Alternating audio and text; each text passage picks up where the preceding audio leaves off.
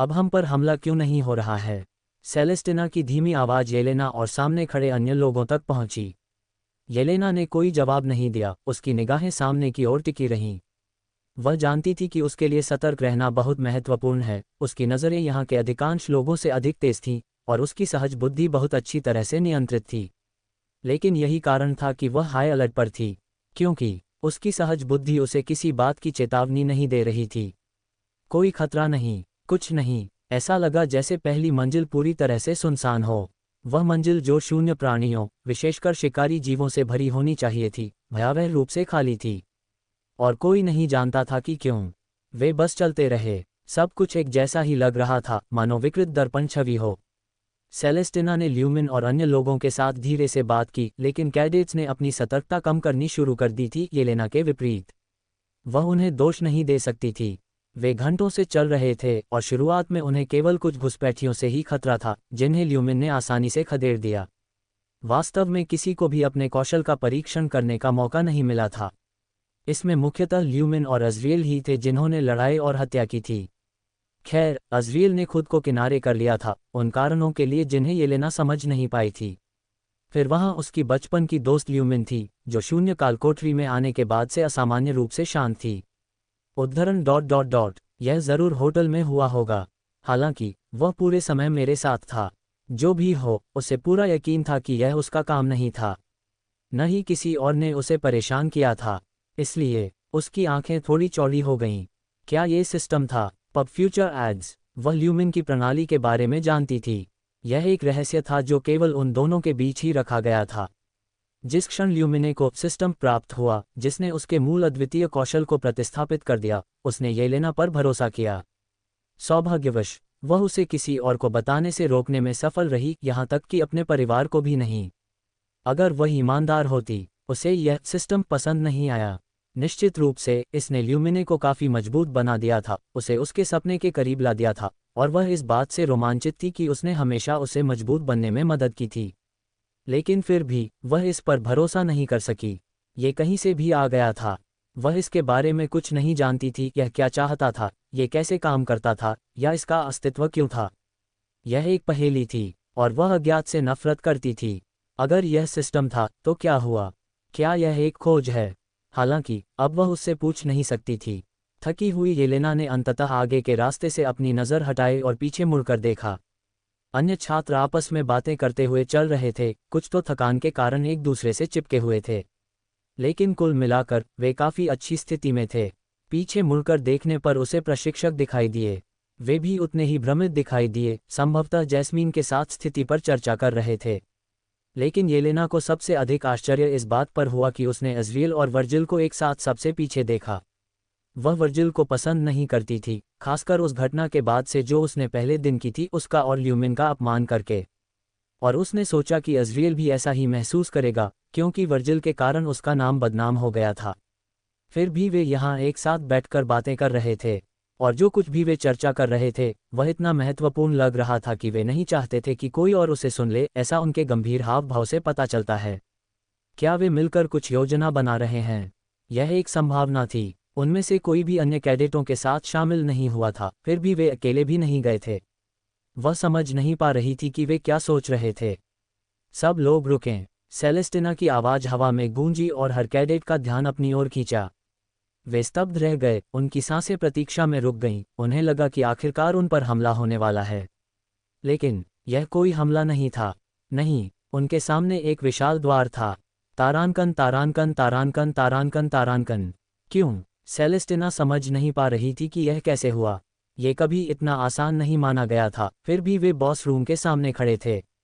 ये पूरी तरह से हास्यास्पद था, लेकिन निर्विवाद रूप से वास्तविक था। वे पहले से ही दूसरी मंजिल तक पहुंचने के करीब थे, एक दिन से भी कम समय में इम्पीरियन भूलभुलैया को पीछे छोड़ रहे थे। यदि वह किसी को इस बारे में बताती तो वे उसके चेहरे पर हंसते और उसे पागल कहते। फिर भी उनके सामने विशाल द्वार था, जिसकी प्राचीन, धूल से ढकी हुई नक्काशी पढ़ने योग्य नहीं थी। द्वार ऊंचे और भव्य थे। सेलेस्टिना, मुझे लगता है कि हमें यहाँ एक ब्रेक लेना चाहिए और अपने अगले कदमों पर चर्चा करनी चाहिए, ल्यूमिने ने कहा। उनकी अभिव्यक्ति असामान्य रूप से गंभीर थी। सेलेस्टिना ने उसकी ओर देखा, फिर गेट की ओर, और अंत में अन्य कैडेटों की ओर। उनमें से हर एक उसकी ओर देख रहा था, उसके आदेश की प्रतीक्षा कर रहा था। हमने असल में लड़ाई नहीं की है, कोई भी थका हुआ नहीं है, और अगर हम अभी अंदर जाते तो शायद बॉस से मुकाबला कर सकते थे। लेकिन यहाँ तो सब कुछ बंद है। अगर अभी अंदर जाना गलती हो जाए तो क्या होगा? वह अनिश्चित थी। उसके निर्णय से संभावित रूप से लोगों की जान जा सकती है। उसने प्रशिक्षकों की ओर देखा, उनके चेहरे पर अस्पष्ट भाव थे। वे उसे ध्यान से देख रहे थे लेकिन कुछ नहीं बोले। वे हस्तक्षेप नहीं करने वाले थे। क्या इसका मतलब यह है कि यह बहुत गंभीर नहीं है? यदि ऐसा होता तो वे अवश्य हस्तक्षेप करते, है न? सेलेस्टिना ने अपनी आंखें बंद की, गहरी सांस ली और फिर उन्हें खोल दिया। हम आज यहीं आराम करेंगे। कल हम फ्लोर बॉस से लड़ेंगे और दूसरी मंजिल पर चले जाएंगे। किसी ने कोई आपत्ति नहीं की। तीसरे समूह ने तुरंत शिविर की तैयारी शुरू कर दी, हालांकि कुछ कैडेट उसके निर्णय से असंतुष्ट दिखे। लेकिन सेलेस्टिना कोई जोखिम नहीं लेना चाहती थी। कौन जानता था कि एक दिन में क्या बदल जाएगा? वे चाहें तो मुझे काय कह सकते हैं, लेकिन अगर सभी को जीवित रखने के लिए यही करना पड़ता है तो ऐसा ही हो। ल्यूमिने और येलेना तीसरे समूह में शामिल हो गईं और अन्य कैडेटों को शिविर स्थापित करने में मदद करने लगीं। शून्य काल कोठरी में व्यक्तिगत सामान लाने के विरुद्ध कोई नियम नहीं था, बशर्ते आपके पास भंडारण रिंग हो। बेशक, भंडारण स्थान जितना बड़ा होगा, अंगूठी उतनी ही महंगी होगी।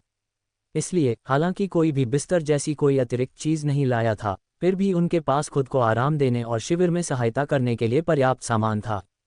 जैसे ही कैडेट्स आराम करने लगे और एक दूसरे की मदद करने लगे, सेलेस्टिना की नज़र एक खास जोड़ी पर पड़ी, अज़रिएल और वर्जिल। जैस्मीन आश्चर्यजनक रूप से शिविर में मदद करने में व्यस्त थी और प्रशिक्षक बॉस गेट को खोले बिना उसका निरीक्षण कर रहे थे। वे बहुत करीब आ गए हैं, सेलेस्टिना ने सोचा, जब उसने अज़रिएल और वर्जिल को दीवार के सहारे एक साथ बैठे देखा और वे दूसरों से घुल मिल नहीं रहे थे। वे अब बात नहीं कर रहे थे और उनके बीच का माहौल तनावपूर्ण और गंभीर लग रहा था। ऐसा नहीं था कि केवल उसी ने ये देखा था, कोई भी उनके पास आने के लिए उत्सुक नहीं था। कुछ हुआ क्या? उसने अपना सिर हिलाया। दूसरों के विपरीत, यहाँ उसकी जिम्मेदारी थी और उसे हर संभव लाभ की जरूरत थी। सेलेस्टिना उन दोनों की ओर बढ़ी जिन्होंने उसे आते हुए देखा। अज़रिएल मुस्कुराया, हालांकि उसका चेहरा थोड़ा कठोर था, जबकि वर्जिल के चेहरे पर एक अस्पष्ट भाव था। अज़रिएल की आंखों की तेज चमक पहले ही गायब हो चुकी थी। जब वह उनके सामने बैठी तो अज़रिएल की मुस्कान बनी रही, हालांकि वह थोड़ी बनावटी लग रही थी। दूसरी ओर, वर्जिल उसके इतने करीब होने से असहज लग रहा था। सेलेस्टिना, क्या तुम्हें हमसे कुछ चाहिए? उसने सिर हिलाया। मुझे आप दोनों की मदद चाहिए। अज़रिएल और वर्जिल ने एक साथ पलकें झपकाईं। हमारी मदद? सेलेस्टिना ने फिर सिर हिलाया। अज़रिएल ने आह भरी, जबकि वर्जिल चुप रहा। ऐसा प्रतीत हुआ कि वह अज़रिएल को उन दोनों की ओर से बोलने देने में संतुष्ट था। मैंने तुमसे कहा था कि मैं तुम्हें ताज सौंपूंगा, है ना? क्या ये बहुत बोझिल हो गया है? सेलेस्टिना ने अपनी भौहें सिकुड़ी और सिर हिलाया। ऐसा नहीं है, मैं इसे संभाल सकता हूँ, लेकिन इसका मतलब यह नहीं है कि जब मुझे इसकी ज़रूरत नहीं होती तो मैं अपने लिए चीज़ों को कठिन बनाने का आनंद लेता हूँ। सेलेस्टिना, मुझे अभी दखल देने में कोई दिलचस्पी नहीं है। वैसे भी, तुम्हें मेरी मदद की क्या ज़रूरत है? तुम पहले ही सबको बॉस रूम तक बहुत अच्छे से पहुँचा चुकी हो। बस लोहा गर्म है, तभी चोट मारो।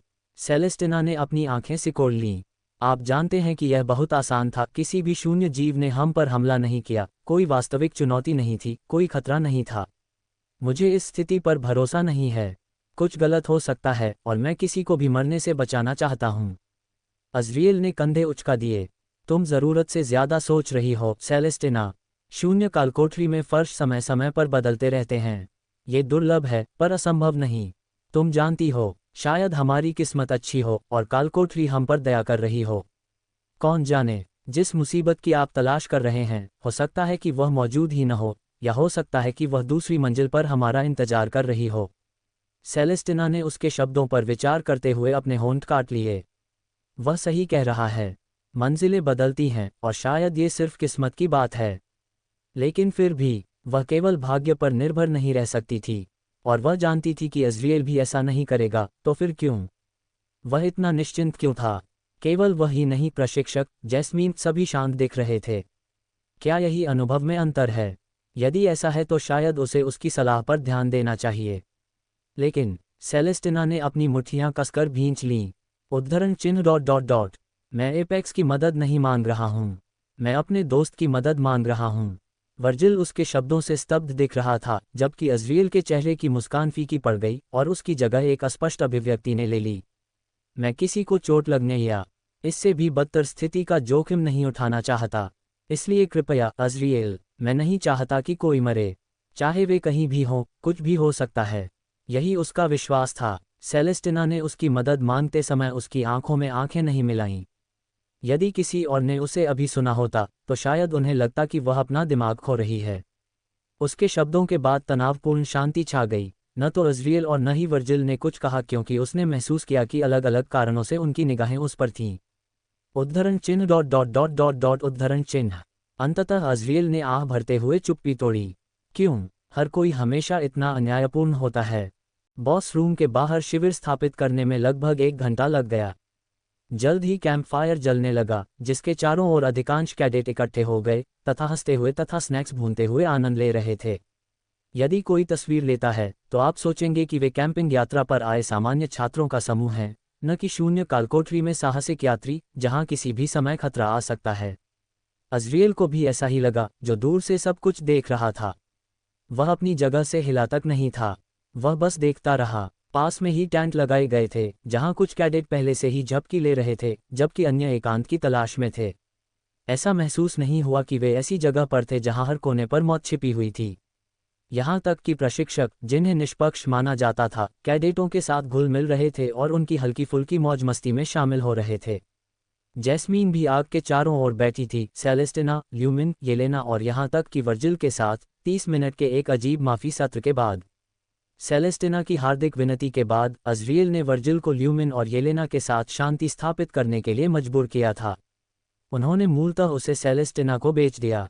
अब हवा हंसी और बकबक से भरी हुई थी, जो किसी भी सामान्य परिस्थिति में शून्य प्राणियों के झुंड को आकर्षित करती। लेकिन कोई नहीं आया। पहली मंजिल पूरी तरह से सुनसान थी और अज़रियल को इसका कारण समझ नहीं आ रहा था।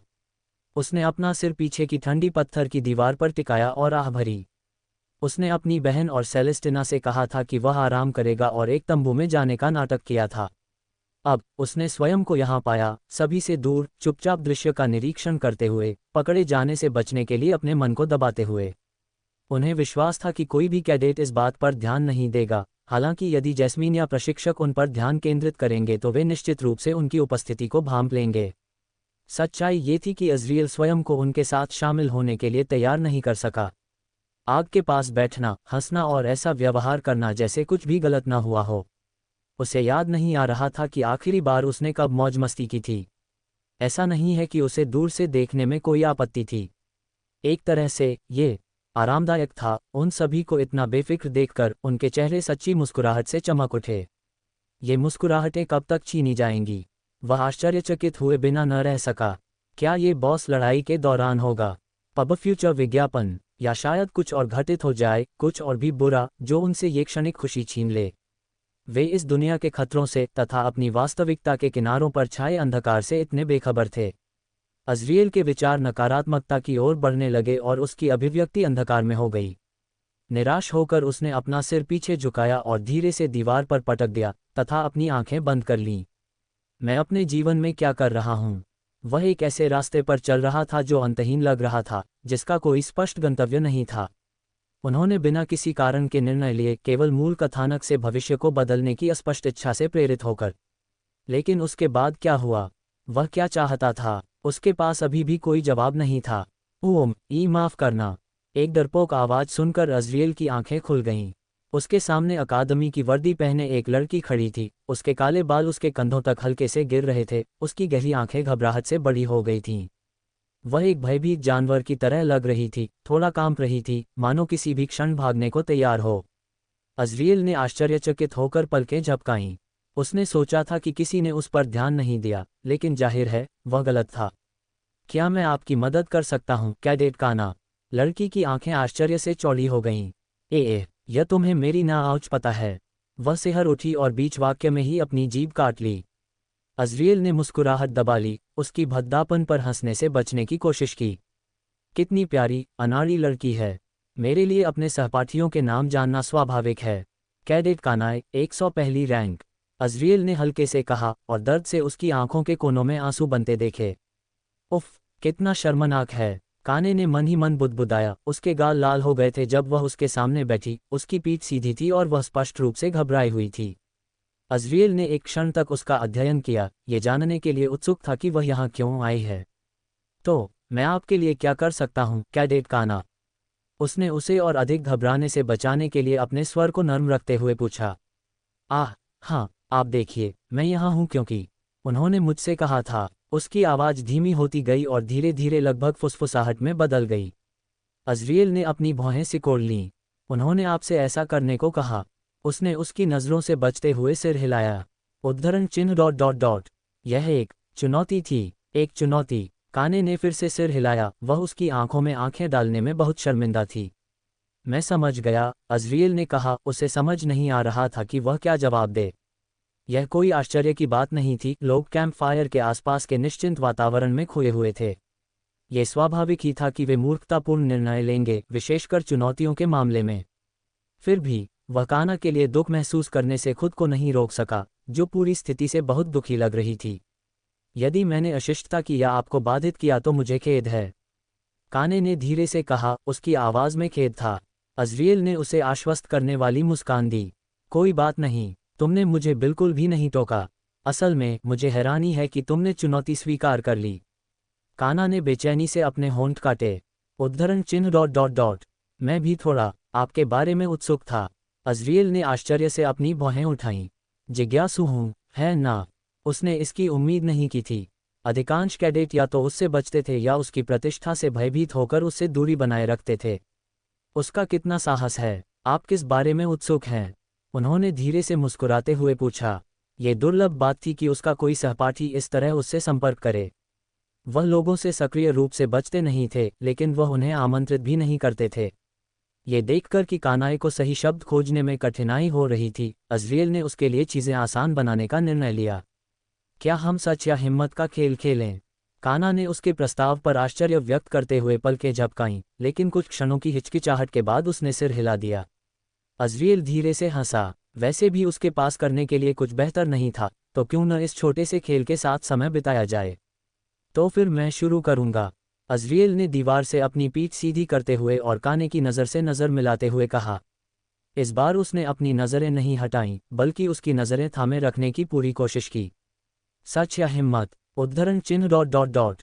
सच बताओ, कृपया, काने ने उत्तर दिया। उसका स्वर यथासंभव विनम्र था। अज़रियल ने सिर हिलाया, कुछ क्षण रुका, उसकी पैनी निगाहें उसकी आंखों पर टिकी रहीं। मौन इतना लंबा चला कि वह बेचैन हो गई। फिर आखिरकार उसने कुछ कहा। मुझे बताओ, तुम और बाकी लोग मेरे बारे में क्या सोचते हो? काने ने पलकें झपकाईं। प्रश्न सुनकर वह अचंभित रह गया। उसने कुछ अधिक जोखिमपूर्ण की अपेक्षा की थी, लेकिन यह अलग था। अज़रियल को पहले से ही इस बात का थोड़ा बहुत अंदाज़ा था कि लोग उसे कैसे देखते हैं, लेकिन फिर भी वह उत्सुक था। उसके साथी उसे किस नज़र से देखते थे? उन्होंने इस क्षण का उपयोग ये पता लगाने के लिए करने का निर्णय लिया। कानाए विचारों में खोई हुई लग रही थी, उसकी आंखें घबराहट से घूम रही थीं और वह उसकी नज़रों से नज़रें मिलाने की कोशिश कर रही थी। उसकी बेचैनी को महसूस करते हुए अज़रियल ने उसे आश्वस्त करने वाली मुस्कान दी। मैं केवल सत्य की मांग करता हूँ। आप चाहे कुछ भी कहें, मैं नाराज नहीं होऊंगा। काने ने गहरी सांस ली और सिर हिलाया। अगर मैं ईमानदारी से कहूँ, तो शुरू में सभी ने तुम्हें रहस्यमयी, उबाऊ और बड़े कुलों का सबसे कम पसंद किया जाने वाला बच्चा समझा। ऐसी अफवाहें थीं कि तुम एक अपराधी हो, कोई ऐसा व्यक्ति जो औरतों के साथ सोता था और उन्हें इसके लिए पैसे देता था, या कि तुम अपनी ताकत का दुरुपयोग करके अपनी मनचाही चीज़ें हासिल करते थे। लेकिन ये सिर्फ अफवाहें थीं, क्योंकि तुम्हें सार्वजनिक रूप से लगभग कभी नहीं देखा जाता था। फिर अचानक लोग कहने लगे कि या तो तुम मर गए, लापता हो गए, या निर्वासित हो गए। पिछले 2 सालों से सब यही मानते रहे, जब तक तुम वापस नहीं आ गए। वह तेजी से बोल रही थी, मानो वह अपनी हिम्मत खत्म होने से पहले ही सब कुछ कह देना चाहती हो, और अज़रियल को उसके साथ बने रहने के लिए ध्यान केंद्रित करना पड़ा। और जब तुम वापस लौटी, तो तुम्हारे अपराधी होने की अफवाह और भी तेज हो गई, खासकर पहले दिन जो हुआ उसके बाद। लोग कहने लगे कि तुम राजकुमार कैलियस जितने ताकतवर हो और तुमने शून्य लोक में टाइटन्स को हरा दिया है। तुम्हारे बारे में इतनी सारी अफवाहें हैं कि मुझे सब याद भी नहीं हैं। कुछ लोग कहते हैं कि तुम हेडमिस्ट्रेस के साथ रिश्ते में हो, या यहाँ तक कि इंस्ट्रक्टर सोलोमन के साथ भी। ओह, और एक ऐसा भी है जिसमें आप अपने पिता से गद्दी छीनने के लिए तख्तापलट की साजिश रच रहे हैं। कानाए अंततः रुक गई। उसकी तीव्र व्याख्या के बाद उसकी सांस फूलने लगी। मूलतः हर कोई यही सोचता है कि आप एक अलौकिक, रहस्यमय, अविश्वसनीय रूप से शक्तिशाली व्यक्ति हैं जिस तक कोई नहीं पहुंच सकता, और जो भी आपके रास्ते में आएगा आप उसे कुचल देंगे। वह पीछे झुक गई। इतनी तेजी से बात करने से वह स्पष्ट रूप से थक गई थी, जबकि अज़रियल पूरी तरह से हक्का बक्का होकर उसे देख रहा था। मैं देख रहा हूँ। वह निश्चित नहीं था कि इसका क्या जवाब दे। रुको, रुको, मैं और फ्रेया? बिल्कुल नहीं, ये कैसी बेतुकी अफवाह है। और सोलोमन तो बिल्कुल नहीं। मैं तो अपनी ज़बान काट लूँगा। अज़रियल को उन दो मनोरोगियों में से किसी के साथ जोड़ी बनाने के विचार से स्पष्ट रूप से घबराहट महसूस हुई। और मुझे पापा से गद्दी छीनने में भी कोई दिलचस्पी नहीं है। जैस्मिन उसे ले सकती है और फिर बाद में शिकायत कर सकती है कि इसमें कितनी मेहनत लगती है। वह इस बात से बहुत राहत महसूस कर रहे थे कि वह उत्तराधिकारी नहीं बन पाए। अज़रियल ने आह भरी जब उसने कनाए द्वारा बताई गई सारी बातें समझ लीं। उद्धरण दुर्भाग्यवश परलोक वाले भाग को छोड़कर बाकी सब शुद्ध बकवास है। ऐसा नहीं है कि वह उसे यह बात समझा सके। और आप क्या कर रहे हैं, कैडेट काना? अज़रियल ने एक क्षण बाद पूछा। मेरा क्या? वह हकलाते हुए बोली। वह स्पष्ट रूप से घबराई हुई थी। अज़रियल की आंखें खुशी से चमक उठीं जब वह थोड़ा आगे झुका।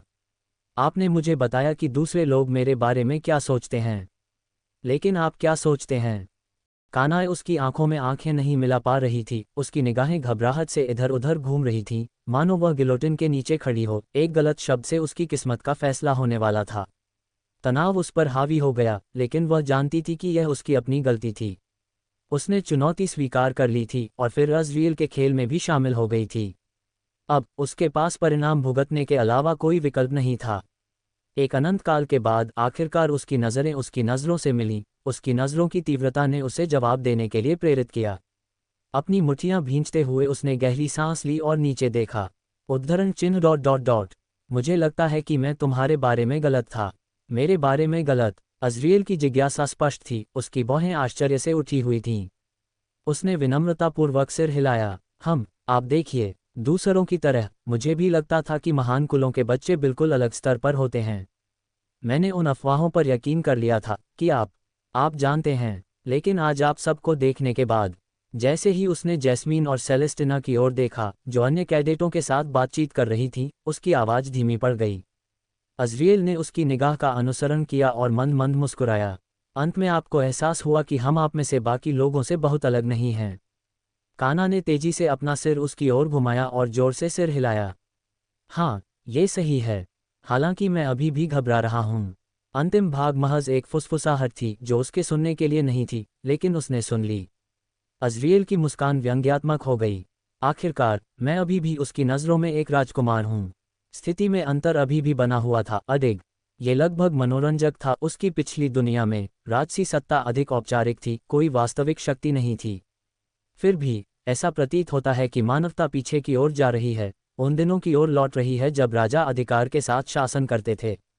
अज़रियल ने दीवार के सहारे पीछे झुकते हुए आह भरी। उसकी नज़रें काना से मिलीं, जबकि वह उसके सामने घबराहट से बेचैन हो रही थी। तुम्हें अब यहाँ और रुकने की ज़रूरत नहीं है, समझ रही हो? उसने हल्की सी मुस्कुराहट के साथ कहा। तुमने चुनौती पूरी कर ली है। तुम्हारे दोस्त शायद तुम्हारा इंतज़ार कर रहे होंगे, या उन्हें डर होगा कि मैंने तुम्हारे साथ कुछ कर दिया होगा। ठीक है, मुझे वापस जाना चाहिए, उसने जवाब दिया, लेकिन उसकी आवाज़ में निराशा और उसकी आंखों में पछतावे की झलक उसकी नज़र से नहीं बच सकी। अज़रियल की मुस्कुराहट और चौड़ी हो गई। क्या बात है? क्या तुम चुपके से मेरे साथ समय बिताना पसंद करते हो?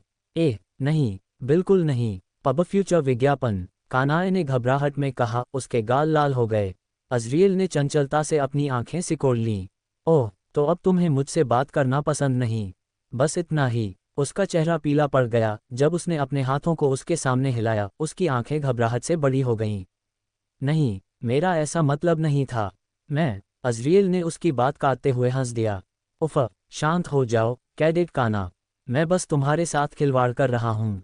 कानाए जम गई। उसके गाल और भी लाल हो गए और वह शर्मिंदगी से उसे घूरने लगी। अज़रियल, तुम यहाँ क्या कर रहे हो?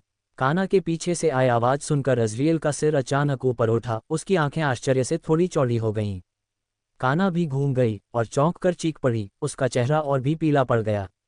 बहन, लगता है तुम दोनों खूब मज़े कर रही हो, अज़रियल ने हल्के स्वर में कहा। जब उसने जैस्मीन और सेलेस्टिना को देखा जो उनके पीछे खड़ी थीं, दोनों ही भ्रमित दिख रही थीं। उसने व्यंग्यात्मक मुस्कान दी। लगता है मैं पकड़ा गया हूँ। अपना सिर हिलाते हुए अज़रियल ने स्पष्टीकरण देने के लिए अपने होंठ खोले। मैं तंबुओं में सो नहीं सकता था, इसलिए मैं यहाँ आराम करने आया हूँ। कैडेट कानाए बस मेरा साथ दे रहे थे। कैडेट काने, है ना? जैस्मीन ने आंखें सिकोड़ते हुए कहा। हमारा एक सहपाठी, सेलेस्टिना ने कहा। रैंक 101, कानाए बड़ी बड़ी आंखों से उनकी निगाहों के सामने जमी खड़ी रही। पी राजकुमारी जैस्मीन, राजकुमारी सी सेलेस्टिना, बेचारी लड़की। चुनौती केवल उसके पास जाने तक सीमित थी, लेकिन अब उसने खुद को एक राजकुमार और 2 राजकुमारियों से घिरा पाया। उसे उस पर दया आ गई, हालांकि वह मदद करने की स्थिति में नहीं था। बिना किसी चेतावनी के सेलेस्टिना और जैस्मीन दोनों काना के पास बैठ गईं, जिससे वह उनके बीच में फंस गई और वह अपने घुटनों पर बैठ गई, स्पष्ट रूप से अभिभूत थी। अज़रियल को यह स्थिति मनोरंजक लगी। वह तो बस दूर से देखना चाहता था और अब वह 3 खूबसूरत लड़कियों से घिरा हुआ था। शुक्र है कि अभी तक किसी ने इस पर ध्यान नहीं दिया था। आप हमारे साथ शामिल हो सकते थे, आप जानते हैं, जैस्मिन ने उसकी ओर देखते हुए कहा। या फिर आप मुझे आने के लिए कह सकते थे, मैं आपका साथ देता। सेलेस्टिना ने जैस्मीन की बातों से सहमति जताते हुए सिर हिलाया। अज़रियल ने उनकी चिंता की सराहना करते हुए मंद मंद मुस्कुराया। धन्यवाद, लेकिन कोई बात नहीं। मुझे आप सबको मज़े करते हुए देखकर बहुत अच्छा लग रहा था। जैस्मिन ने अभी भी भयभीत काना की ओर मुड़ने से पहले अपने होंठ भींच लिए। मेरा नाम जैस्मीन क्रिम्सन है। कैडेट काना, मेरे इस बेवकूफ़ छोटे भाई की देखभाल करने के लिए धन्यवाद। आप किसे बेवकूफ़ कह रहे हैं? अज़रियल ने बुदबुदाया, हालांकि उसे अनदेखा कर दिया गया। कानाए ने घबराकर जल्दी से अपना सिर हिलाया। नहीं, मैं ऐसी प्रशंसा के लायक नहीं हूँ। इसके अलावा राजकुमार अज़रियल बहुत दयालु थे। ऐसा नहीं था कि वह ये स्वीकार कर सकती थी कि वह किसी चुनौती के कारण वहाँ थी। वह मरना नहीं चाहती थी। अपनी अति संरक्षणात्मक बहन जैस्मीन और अपने कुछ मित्रों में से एक सेलेस्टिना के सामने यह बात स्वीकार करना काना के मन में मृत्युदंड के समान होगा। अज़रियल ने अपना ध्यान सेलेस्टिना की ओर लगाया, जो उसे गौर से देख रही थी, जिससे उसकी भौहें तन गईं। क्या कुछ गड़बड़ है, सेलेस्टिना? उसने अपना सिर हिलाया। नहीं, कोई बात नहीं। वैसे, वर्जिल को हमारी मदद करने के लिए राज़ी करने के लिए शुक्रिया। हालांकि मुझे अच्छा लगता अगर तुम भी हमारे साथ होते। सब ठीक है, मुझे धन्यवाद देने की कोई ज़रूरत नहीं है। अज़रियल ने हल्की हंसी के साथ उत्तर दिया और जानबूझकर उसकी टिप्पणी के अंतिम भाग को अनदेखा कर दिया। सेलेस्टिना ने अपने होंठ भींच लिए लेकिन कुछ और नहीं कहा। हालांकि जैस्मीन का काम अभी पूरा नहीं हुआ था। तुम दोनों दोस्त हो ना? ये कैसे हुआ? उसने पूछा। उसकी आवाज़ में जिज्ञासा थी जैसे ही उसने उन दोनों के बीच नज़र दौड़ाई। यहाँ तक कि काना भी अधिक सहज लग रहा था। वह इस आदान प्रदान को बारीकी से देख रहा था। जैस्मीन की जिज्ञासा समझ में आई। उसने पहले कभी सेलेस्टिना और अज़रियल को एक साथ नहीं देखा था। वे मुश्किल से ही आपस में बातचीत करते थे, यहाँ तक कि परिचित कहलाने लायक भी नहीं।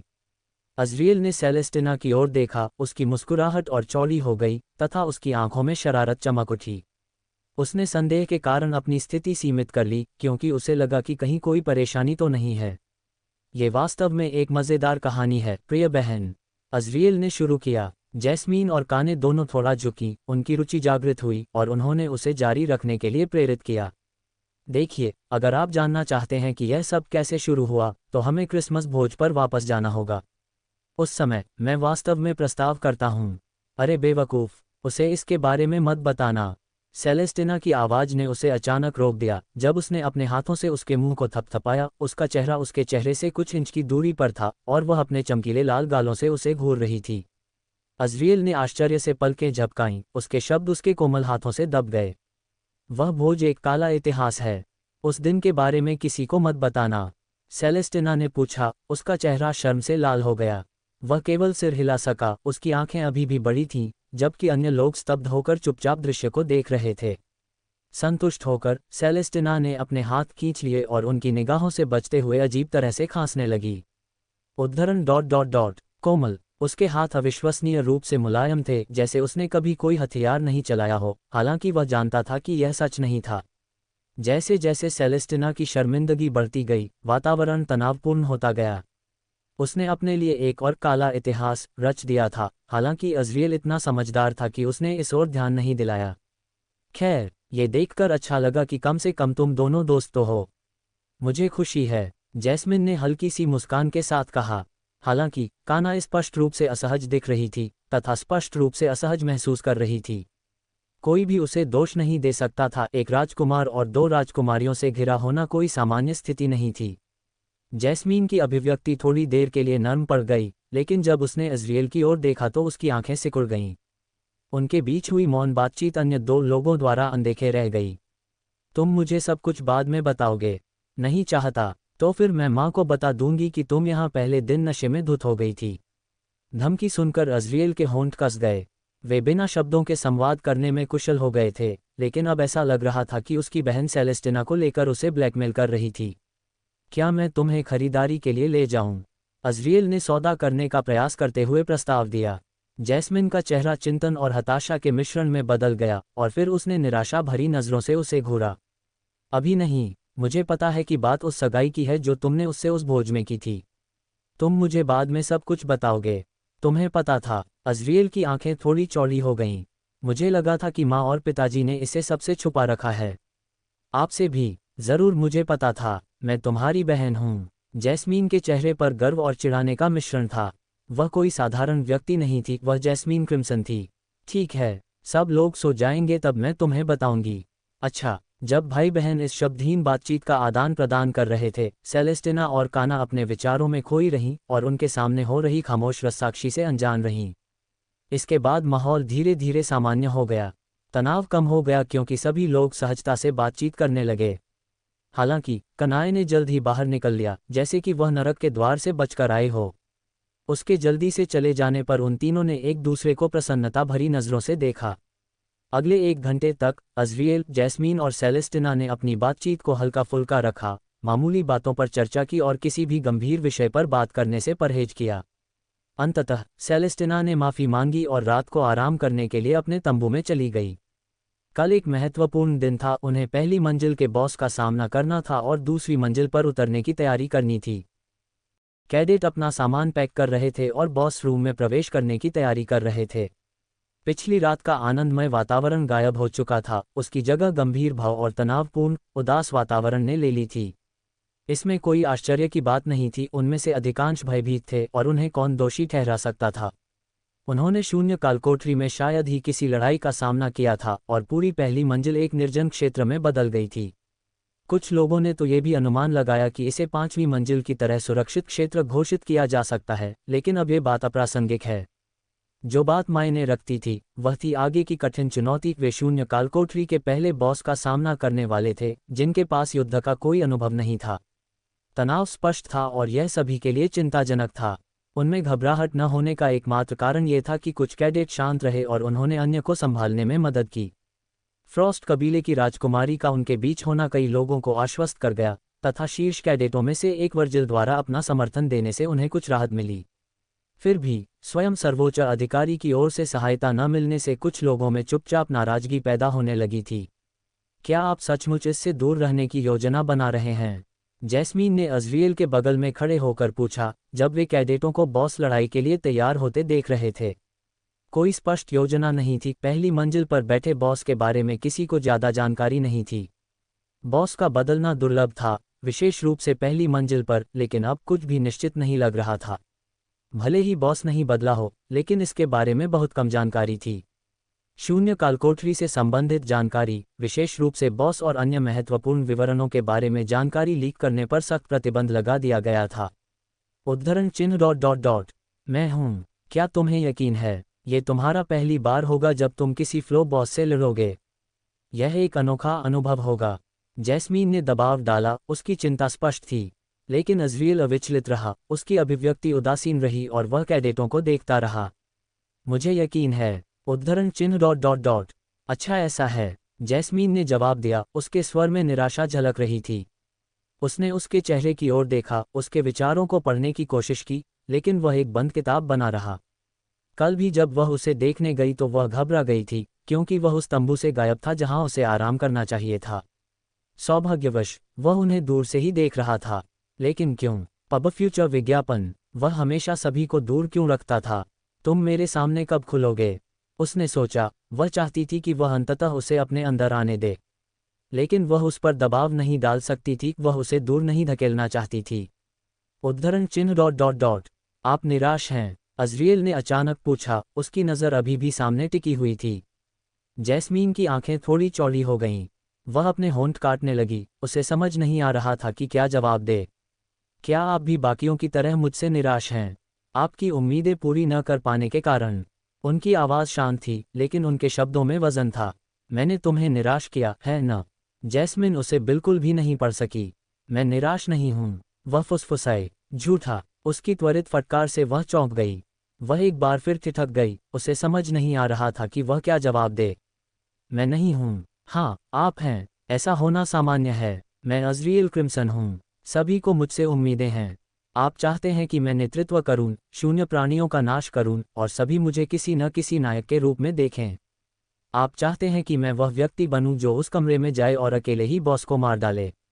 उसके होठों पर हल्की सी मुस्कान आ गई, लेकिन जैस्मिन बोल नहीं पाए। वह सही था, गहरे में वह यही चाहती थी। वह चाहती थी कि वह अपनी क्षमता के अनुरूप जिए, वह नायक बने जो वह जानती थी कि वह बन सकता है, उसका प्रतिभाशाली छोटा भाई। वह कभी भी सुर्खियों में आने की चाहत रखने वाला व्यक्ति नहीं था और वह ये बात समझती थी। लेकिन जब उसने हीरो अकादमी में जाने का फैसला किया तो वह बहुत खुश हुई। उनके सर्वोच्च पद पर पहुंचने से उन्हें और भी अधिक गर्व महसूस हुआ।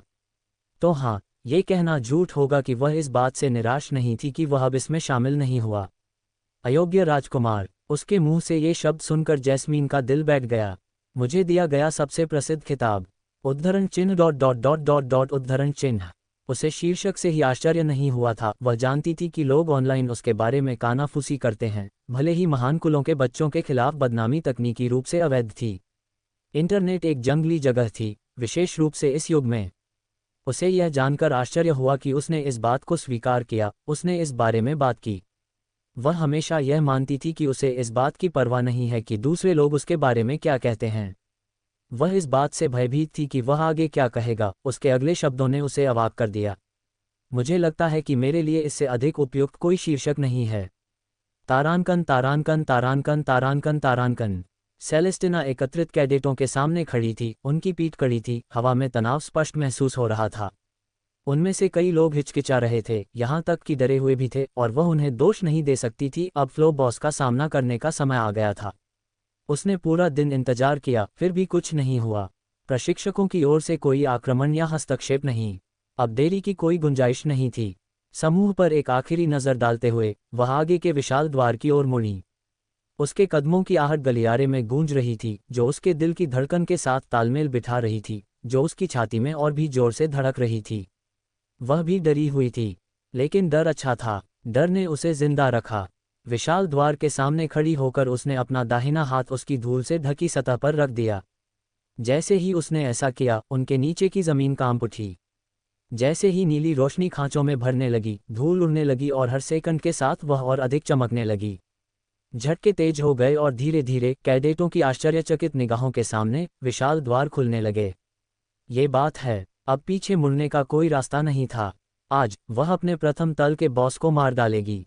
जैसे ही गेट खुले, सेलेस्टिना ने एक कदम आगे बढ़ाया। उसके कदमों की आहट एक बार फिर गलियारे में गूंजने लगी जब वह बॉस रूम में दाखिल हुई। कैडेट्स पीछे नहीं रहना चाहते थे, इसलिए वे अपने नेता के पीछे चले गए।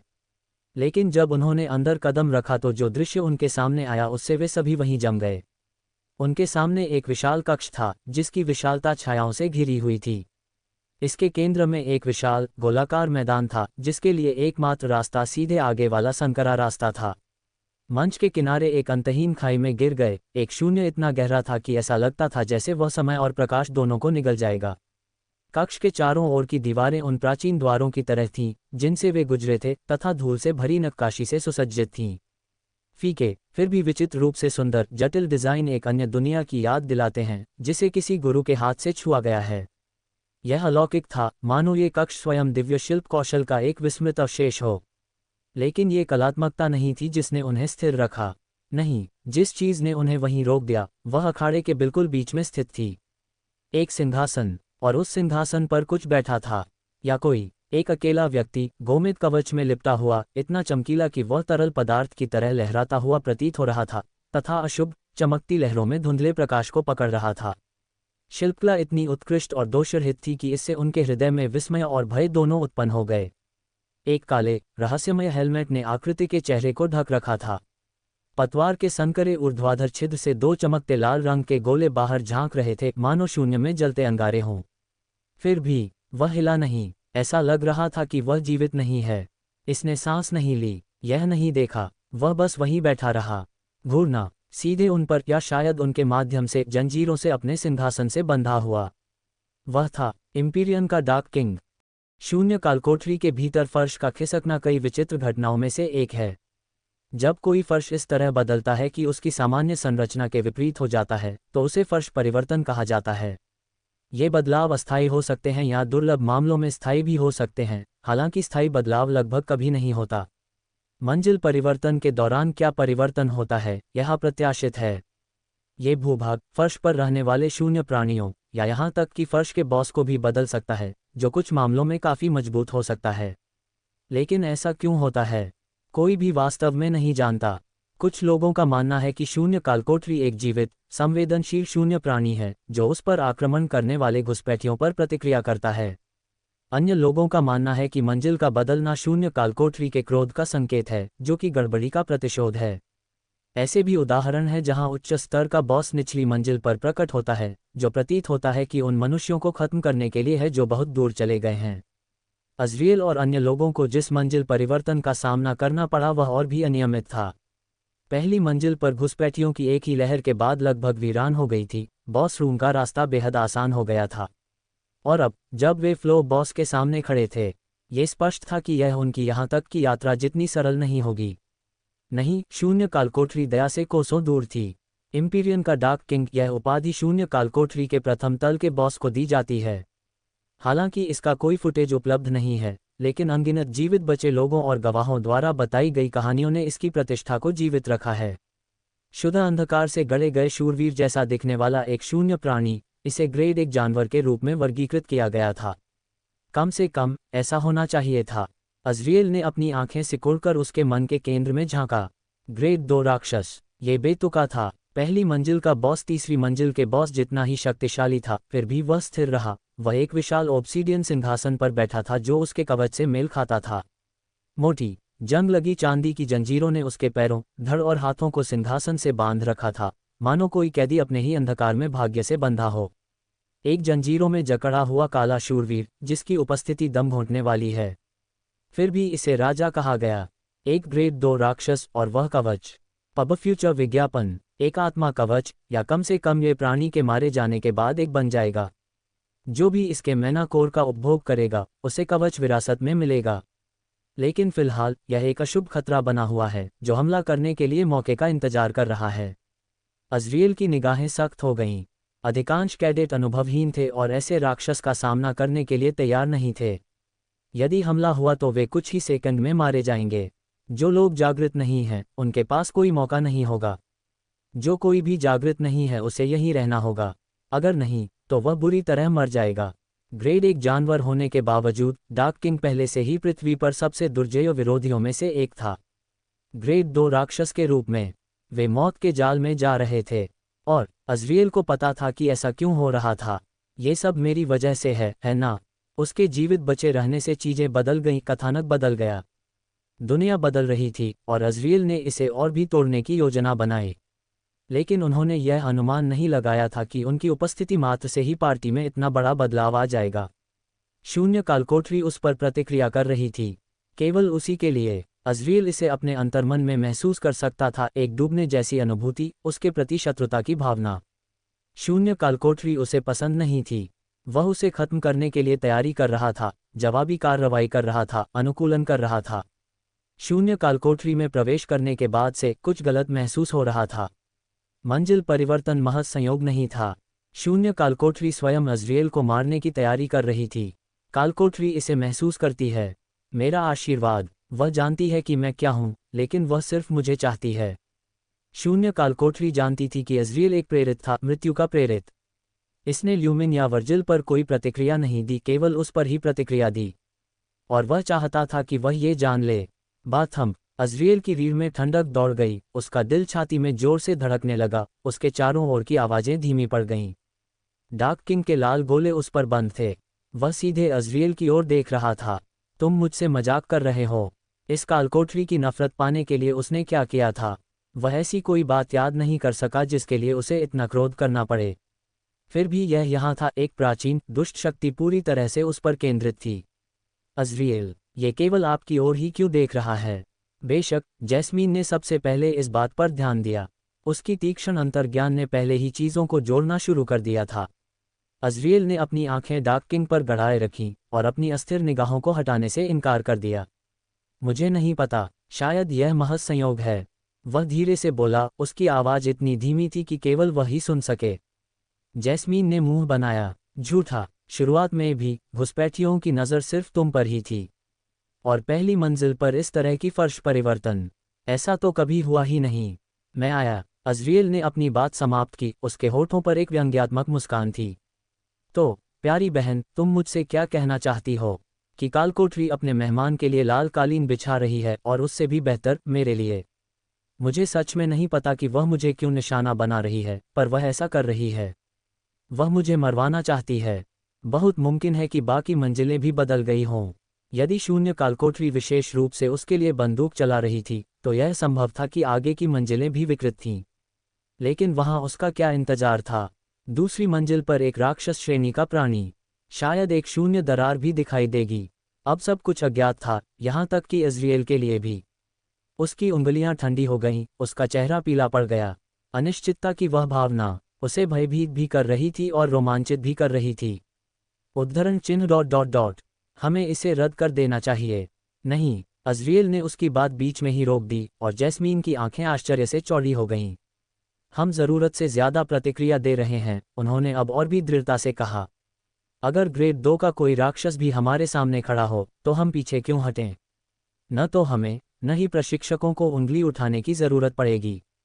तब नहीं जब अज़रियल के पास एक ऐसा इक्का था, एक ऐसा कारक जिस पर कालकोठरी ने ध्यान नहीं दिया था। नायक ल्यूमिन वर्सिले। उन्हें बस इतना करना था कि ल्यूमिन को भारी काम संभालने देना था। इसके अलावा एक राक्षस श्रेणी का शून्य प्राणी इतनी जल्दी प्रकट नहीं होगा। कालकोठरी की अपनी सीमाएं थीं, ये केवल एक सीमा तक ही स्थानांतरित हो सकती थी, और केवल कुछ शून्य प्राणी ही विशिष्ट मंजिलों पर उत्पन्न हो सकते थे।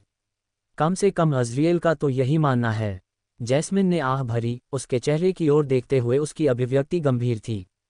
ठीक है, लेकिन तुम मेरी नज़र में रहोगी। अज़रियल के होठों पर एक कोमल मुस्कान आ गई। वह उसे आगे बढ़ने की चाहत के लिए दोषी नहीं ठहरा सकती थी, हालांकि यह नहीं कहा जा सकता था कि आगे क्या हो सकता है। ज़रूर, मैं अभी आपकी नज़रों में रहूंगा। जैसे ही उसने यह विचार समाप्त किया, अचानक परिवर्तन घटित हुआ। उद्धरण चिन्ह डॉट डॉट डॉट विस्मयादिबोधक चिन्ह उद्धरण चिन्ह। वृत्ताकार मंच पर 4 ब्लैक होल दिखाई दिए, जिनमें से प्रत्येक का आकार एक मानव के बराबर था। उनमें से काली धुंध निकलने लगी, घनी और अशुभ। डार्क किंग अंततः अपनी चाल चल रहा था। सेलेस्टिना की रीढ़ में सिहरन दौड़ गई जब उसने 4 समान आकृतियों को शूरवीर कवच पहने ब्लैक होल से निकलते देखा। वे बिल्कुल सिंहासन से बंधे डार्क किंग की तरह दिखते थे, लेकिन उनमें एक महत्वपूर्ण अंतर था। मूल के विपरीत, ये क्लोन जंजीरों से बंधे नहीं थे, न ही ऑब्सीडियन सिंहासन पर बैठे थे। उनमें से प्रत्येक ने चांदी की तलवार पकड़ी हुई थी, और उनकी लाल आंखें द्वेष से चमक रही थीं जब वे समूह को घूर रहे थे। और वे सभी ग्रेड 2 राक्षस हैं। सेलेस्टिना के मन में अविश्वास की लहर दौड़ गई। प्रत्येक क्लोन का मैना कोर्स स्तर डार्क किंग के समान ही था। इस बात का एहसास उसे बहुत भारी पड़ा, वे एक ही समय में पहली मंजिल पर 4 ग्रेड 2 राक्षसों से कैसे लड़ सकते थे। और यह सब उस मूल डार्क किंग पर विचार किए बिना किया गया था, जो अभी भी अपने सिंहासन पर बैठा हुआ था। उसके साथ मिश्रण में, सेलेस्टिना को इस बात का कोई अंदाज़ा नहीं था कि असली डार्क किंग के पास और कौन सी क्षमताएं छिपी हुई हैं। कम से कम ऐसा लगता है कि वह अपनी सीट नहीं छोड़ेंगे। जब तक वह यहीं रहेंगे, शायद बस शायद लड़ाई असंभव नहीं होगी। फिर भी ऐसा महसूस हुआ कि कालकोठरी उन्हें अब तक की अपेक्षाकृत आसान यात्रा के लिए दंडित कर रही थी, जो कि एक तरह से ऐसा ही था। उद्धरण चिन्ह डॉट डॉट डॉट। जो कोई भी जागृत नहीं है उसे इस लड़ाई के लिए पीछे रहना चाहिए, सेलेस्टिना ने आदेश दिया। उसकी आवाज़ शांत लेकिन आज्ञाकारी थी। किसी भी कैडेट ने कोई बहस नहीं की। वे इतने मूर्ख नहीं थे कि यह सोचें कि वे इस स्तर के फ्लो बॉस के खिलाफ खड़े हो सकते हैं। एक एक करके वे पीछे हट गए, केवल कुछ ही लोग खड़े रह गए। ल्यूमिने, येलेना, वर्जिल और 3 अन्य कैडेट। सेलेस्टिना ने उनमें से प्रत्येक पर नज़र डाली, उनकी नज़रें डार्क किंग के क्लोनों पर टिकी थीं। 6 बनाम 4-5 मूल की गिनती। लेकिन उसकी नज़र जैस्मीन और प्रशिक्षकों के बगल में खड़े अज़रिएल पर गई। वह 1 इंच भी नहीं हिला था। उसके मन में निराशा की एक झलक उभरी। उद्धरण ... अच्छा, उन्होंने इस मामले को संभालने के लिए उस पर भरोसा किया और वह स्वयं को या किसी अन्य को निराश नहीं करना चाहती थी। पब फ्यूचर विज्ञापन। अचानक एक चमकदार चांदी की रोशनी सेलेस्टिना को घेर लेती है, जिसकी चमक उसके बालों की चमक से मेल खाती है। जैसे जैसे चमक बढ़ती गई, उसके अकादमी के कपड़ों पर एक शानदार कवच प्रकट हो गया। सुंदर चांदी की नक्काशी चमचमाते गनमेटल कवच के हर इंच पर सजी हुई थी, जो उसके शरीर को पूरी तरह से घेरे हुए थी। इससे निकलने वाली दिव्य आभा से वह लगभग अलौकिक प्रतीत होती थी। अन्य कैडेट्स उसके परिवर्तन को देखकर दंग रह गए। उद्धरण ... बहुत खूब, सच में, वह एक अलग व्यक्ति की तरह दिखती है। उनकी प्रशंसा के बावजूद सेलेस्टिना को थोड़ी शर्मिंदगी महसूस हुई, लेकिन उसने अपना भाव स्थिर बनाए रखा। ये हमेशा की तरह बिल्कुल फिट बैठता है, उसने अपने आत्मिक कवच की प्रशंसा करते हुए सोचा। उसके अंदर उत्साह उमड़ रहा था। अपने आत्मिक कवच का इस्तेमाल करने के अवसर उसे कम ही मिले थे, लेकिन अब वह उसे गर्व से पहन सकती थी। हे, यह मुझे सूट करता है। वह राहत महसूस करने से खुद को नहीं रोक सकी। यदि कवच बदसूरत दिखता तो बहुत बुरा होता। आखिरकार, चाहे कुछ भी हो जाए, वह अभी भी अपनी उपस्थिति की परवाह करती थी। मुझे वास्तव में स्वयं भी ऐसा ही एक चाहिए। काश मैं भी राजकुमारी होती। ल्यूमिन और येलेना की आवाज़ें आईं, जिससे उसका ध्यान भंग हुआ। उनकी बातचीत से सेलेस्टिना के होंठ फड़क उठे। ऐसा लग रहा था जैसे वे अपने से पहले के डार्क किंग्स को भूल चुके थे, लेकिन निश्चित रूप से वे भूले नहीं थे। वे तो बस इंतजार कर रहे थे। तो हम जा रहे हैं, या क्या, राजकुमारी? वर्जिल की तीखी आवाज़ हवा में गूंज उठी। उसने उसकी ओर देखा तक नहीं, उसकी निगाहें फर्श पर बैठे अधिकारियों पर टिकी रहीं। हालांकि उन्होंने एक दिन पहले ही माफ़ी मांग ली थी अज़रिएल की बदौलत, लेकिन ये स्पष्ट था कि उन्हें अब भी ज़्यादा परवाह नहीं थी। उसकी आंखों में एकदम ऊब का भाव था। ठीक है, वह हमेशा से ही पागल रहा है। सेलेस्टिना ने सोचा। उसे याद आया कि कैसे वर्जिल कभी भी अकेले शून्य प्राणियों से लड़ने से पीछे नहीं हटा था। उसने अपनी लड़ाइयों को दुनिया को दिखाने के लिए ऑनलाइन स्ट्रीम किया था। गहरी सांस लेते हुए उसने 4 डार्क किंग्स पर ध्यान केंद्रित किया। चल दर। जिस क्षण सेलेस्टिना ने यह बात कही, कमरे में तेज हवा का झोंका आया, जिससे उसके और अन्य कैडेटों के बाल उड़ने लगे। बाम! बॉस के कमरे में एक जोरदार दुर्घटना की आवाज़ गूंजी, जो दीवारों से टकराकर गूंज उठी। क्या? मंच के मध्य में जो दृश्य था उसे देखकर उसकी आंखें आश्चर्य से चौड़ी हो गईं। ल्यूमिन, डार्क किंग के क्लोनों में से एक को अपनी पकड़ में लिए हुए खड़ा था। एक शक्तिशाली दबाव के साथ उसने उसकी गर्दन को कुचल दिया, जिससे क्लोन का कवच एक पल में चकनाचूर हो गया। पूरा जीव एक गाढ़े काले तरल में घुल गया, जो ल्यूमिन के हाथों, पैरों और फर्श पर फैल गया। ल्यूमिने का चेहरा घृणा से विकृत हो गया। मुझे हमेशा गंदा क्यों होना पड़ता है? दिखावा। सेलेस्टिना के पास खड़ी येलेना ल्यूमिने को घूर रही थी, जबकि वर्जिल ने शेष डार्क किंग क्लोनों की ओर बढ़ने से पहले अपनी जीभ चटकाए। वह पहले से ही इतना मजबूत कैसे है? सेलेस्टिना को आश्चर्य हुआ, लेकिन ल्यूमिन की ताकत पर विचार करने का समय नहीं था। एक और ब्लैक होल प्रकट हुआ और उसके साथ एक और डार्क किंग क्लोन बाहर निकला। ये दृश्य देखकर उसकी अभिव्यक्ति कठोर हो गई। उद्धरण ... मुझे यह मत बताइए कि वे तब तक पैदा होते रहेंगे जब तक कि असली को हरा नहीं दिया जाता। वह ये सवाल करने से खुद को नहीं रोक सकी कि डार्क किंग के पास कितना मैना होगा, जो खत्म हो जाना चाहिए था। क्या उसे पहले ही खत्म नहीं हो जाना चाहिए था? सेलेस्टिना ने जरा भी संकोच नहीं किया। उसने अपने घुटने मोड़े और एक जोरदार लात मारकर डार्क किंग के एक क्लोन पर हमला कर दिया। उसकी चांदी की तलवार उसकी मुट्ठी में चमक रही थी। झनकार! उसकी तलवार क्लोन की तलवार से जोरदार टक्कर के साथ टकराई, जिससे उसकी बाह में झटका लगा और वह सुन्न हो गई। उसने अपने दांत पीस लिए, बल के कारण उसकी मांसपेशियां कांपने लगीं। अधिक मजबूत, यह विचार उसके मन में कौंधा। क्लोन अमानवीय गति से आगे बढ़ रहा था तथा अपने ब्लेड को एक विस्तृत क्षैतिज चाप में घुमा रहा था। सेलेस्टिना ने समय रहते ही झुककर जवाबी कार्रवाई में अपनी तलवार आगे बढ़ा दी। ये तेज तो था, लेकिन पर्याप्त तेज नहीं था। क्लोन ने एक तरफ कदम बढ़ाया, उसका वार 1 सेकंड के अंतर से उसकी छाती से चूक गया। क्लोन ने जब अपनी तलवार को भयंकर बल के साथ नीचे गिराया तो उसके नीचे की जमीन फट गई, हवा भी कांपने लगी। सेलेस्टिना का चेहरा तनावग्रस्त हो गया, उसकी सहज प्रवृत्ति चीख उठी, क्योंकि ब्लेड उसकी ओर बढ़ रहा था। हताश होकर उसने अपना बायां हाथ आगे बढ़ाया, उसकी हथेली से एक चमकदार सफ़ेद चमक फूट पड़ी। प्रकाश ने क्लोन को अंधा कर दिया, या ऐसा उसने सोचा। वह ऐसे हिल रहा था मानो चमक का कोई मतलब ही न हो, उसकी तलवार पहले से ही उसके सिर की ओर उतर रही थी। काश! एक हरा तीर, ऊर्जा से गुनगुनाता हुआ, हवा को चीरता हुआ क्लोन की तलवार से टकराया। बल के कारण उसका संतुलन बिगड़ गया और वह पीछे की ओर लड़खड़ाकर गिर पड़ा। सेलेस्टिना का दिल तेजी से धड़कने लगा जब वह मुड़ी, उसकी आंखें येलेना से मिल गईं। उसकी सहयोगी धनुष खींचकर खड़ी थी और डोरी के चारों ओर चमकते हरे रंग का एक और तीर बन रहा था। येलेना ने उसे तीव्र स्वीकृति दी। वह अपने मन को आकार दे सकती है। सेलेस्टिना को आश्चर्य हुआ, लेकिन सोचने का समय नहीं था। क्लोन ने एक बार फिर उस पर हमला किया। इस बार सेलेस्टिना तैयार थी। वह एक ओर लुढ़क गई और वार करते समय उसकी चांदी की तलवार धुंधली रोशनी में चमक रही थी। तलवार ने क्लोन के शरीर के पार्श्व भाग को अत्यंत सटीकता से चीर दिया, जिससे वह जमीन पर गिर पड़ा। कवच के टुकड़े हर दिशा में फट गए, जिससे केवल कालापन ही दिखाई देने लगा, एक अंतहीन शून्य जहां एक शरीर होना चाहिए था। अंधकार का एक गड्ढा, उबलता हुआ और अप्राकृतिक। सेलेस्टिना ने कोई सांस बर्बाद नहीं की। उसने अपनी तलवार उसके कवच के छेद में गहराई तक घुसा दी। क्लोन काले तरल के घूमते हुए कुंड में घुलने से पहले कांप उठा, ठीक उसी तरह जैसे कि ल्यूमिन ने कुछ क्षण पहले मारा था। अपने दोस्तों के साथ साझा करें। सेलेस्टिना अपने पैरों के पास जमा काले तरल से कुछ कदम पीछे हटी और युद्ध क्षेत्र को देखा। ल्यूमिन को एक क्लोन के साथ भयंकर संघर्ष में फंसना पड़ा। हर बार जब ये पुनर्जीवित होता तो यह और तेजी से होता, जिससे उसे सांस लेने का एक पल भी नहीं मिलता। ये स्पष्ट था कि डार्क किंग अपनी अधिकांश ऊर्जा ल्यूमिन को निशाना बनाने में लगा रहा था। दूसरी ओर वर्जिल ज्यादा निष्क्रिय लड़ाई में लगा हुआ था। वह बेपरवाही से आगे बढ़ रहा था। क्लोन के वारों से बचते हुए उसे पसीना भी नहीं आ रहा था, हर वार खतरनाक रूप से नजदीक आ रहा था। सेलेस्टिना की नज़र गोलाकार मंच के दूर वाले हिस्से पर गई, जहां येलेना और एक अन्य कैडेट अंतिम क्लोन के खिलाफ मिलकर काम कर रहे थे। उन्होंने दूरी बनाए रखी तथा दूर से ही क्लोन को परेशान करने के लिए अपने धनुष का कुशलतापूर्वक उपयोग किया। जबकि दो अन्य कैडेट क्लोन से नज़दीक से लड़ रहे थे। सेलेस्टिना का ध्यान पुनः डार्क किंग की ओर गया, जो अपने सिंहासन पर अकड़कर बैठा था। वह स्थिर रहा, उसका सिर कभी नहीं घूमा, उसकी लाल आंखें बिना पलक झपकाए सामने की ओर टिकी रहीं। सेलेस्टिना ने भ्रम में अपनी भौहें सिकोड़ लीं। क्या ये जीवित भी है? ये बेचैन करने वाला था। ऐसा प्रतीत होता है कि डार्क किंग अपने अधिकांश मान का उपयोग ल्यूमिने को बाधित करने के लिए कर रहा था, फिर भी उसने कोई अन्य कदम नहीं उठाया।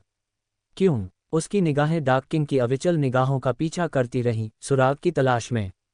उसकी घबराहट बढ़ती जा रही थी जब उसने देखा कि अधिकांश कैडेट डर के मारे उसकी ओर देखने से बच रहे थे, लेकिन एक व्यक्ति अलग खड़ा था। अज़रिएल। डार्क किंग की निगाहें अज़रिएल पर टिकी थीं, जिसने भी उसे इतनी तीव्रता से घूरा कि वह चुनौती की सीमा पर पहुंच गया।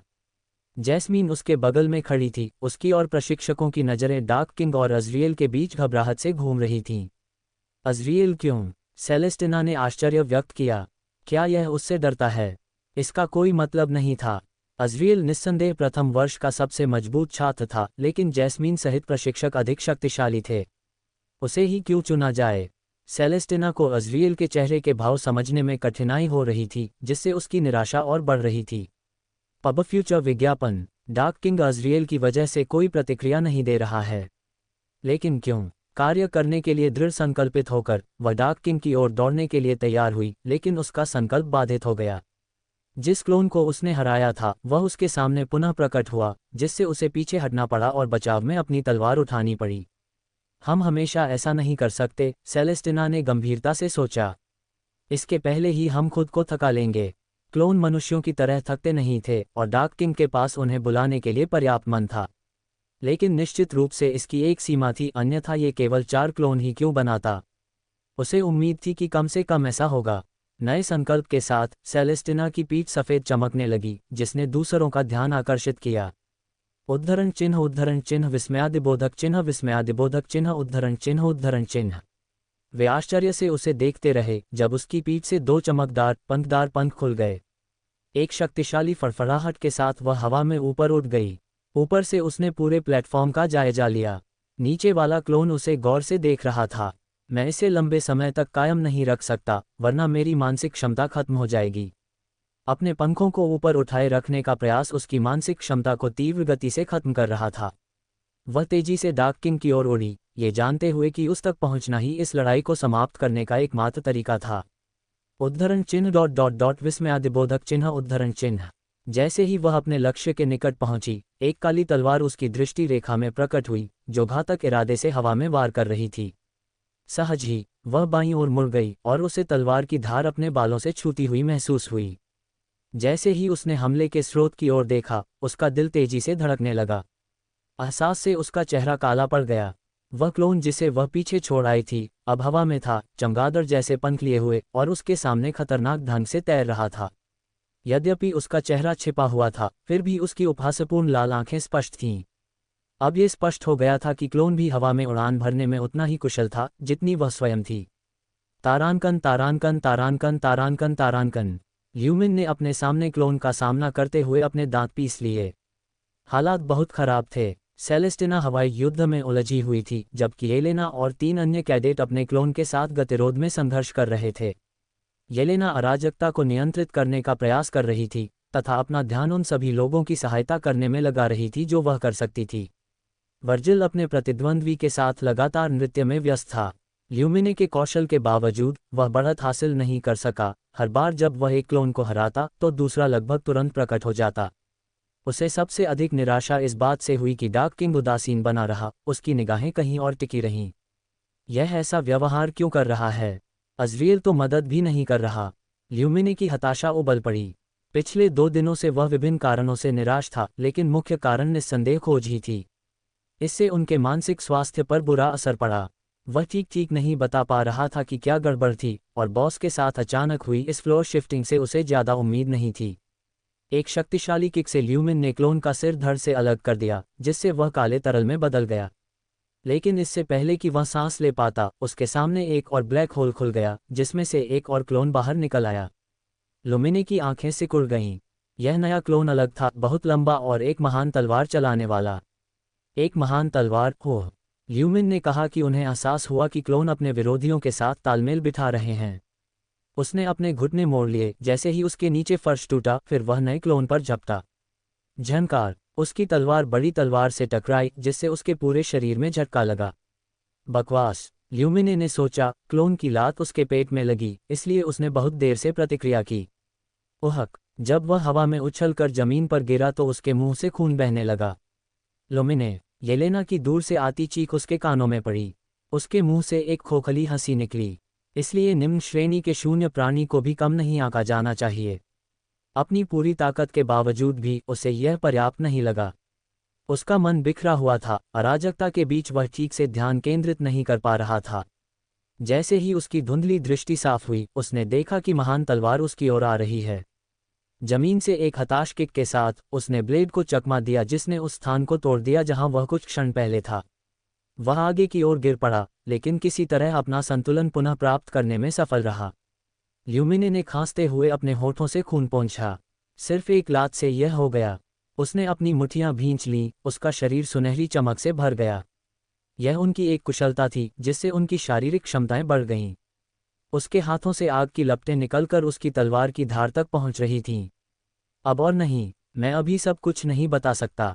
ल्यूमिने ने उस क्रूर व्यक्ति पर क्षैतिज रूप से हमला किया। क्लोन ने उसके हमले को आसानी से रोक दिया। ऐसा प्रतीत होता है कि उसके उन्नत आक्रमण संयोजन से उस पर कोई प्रभाव नहीं पड़ा।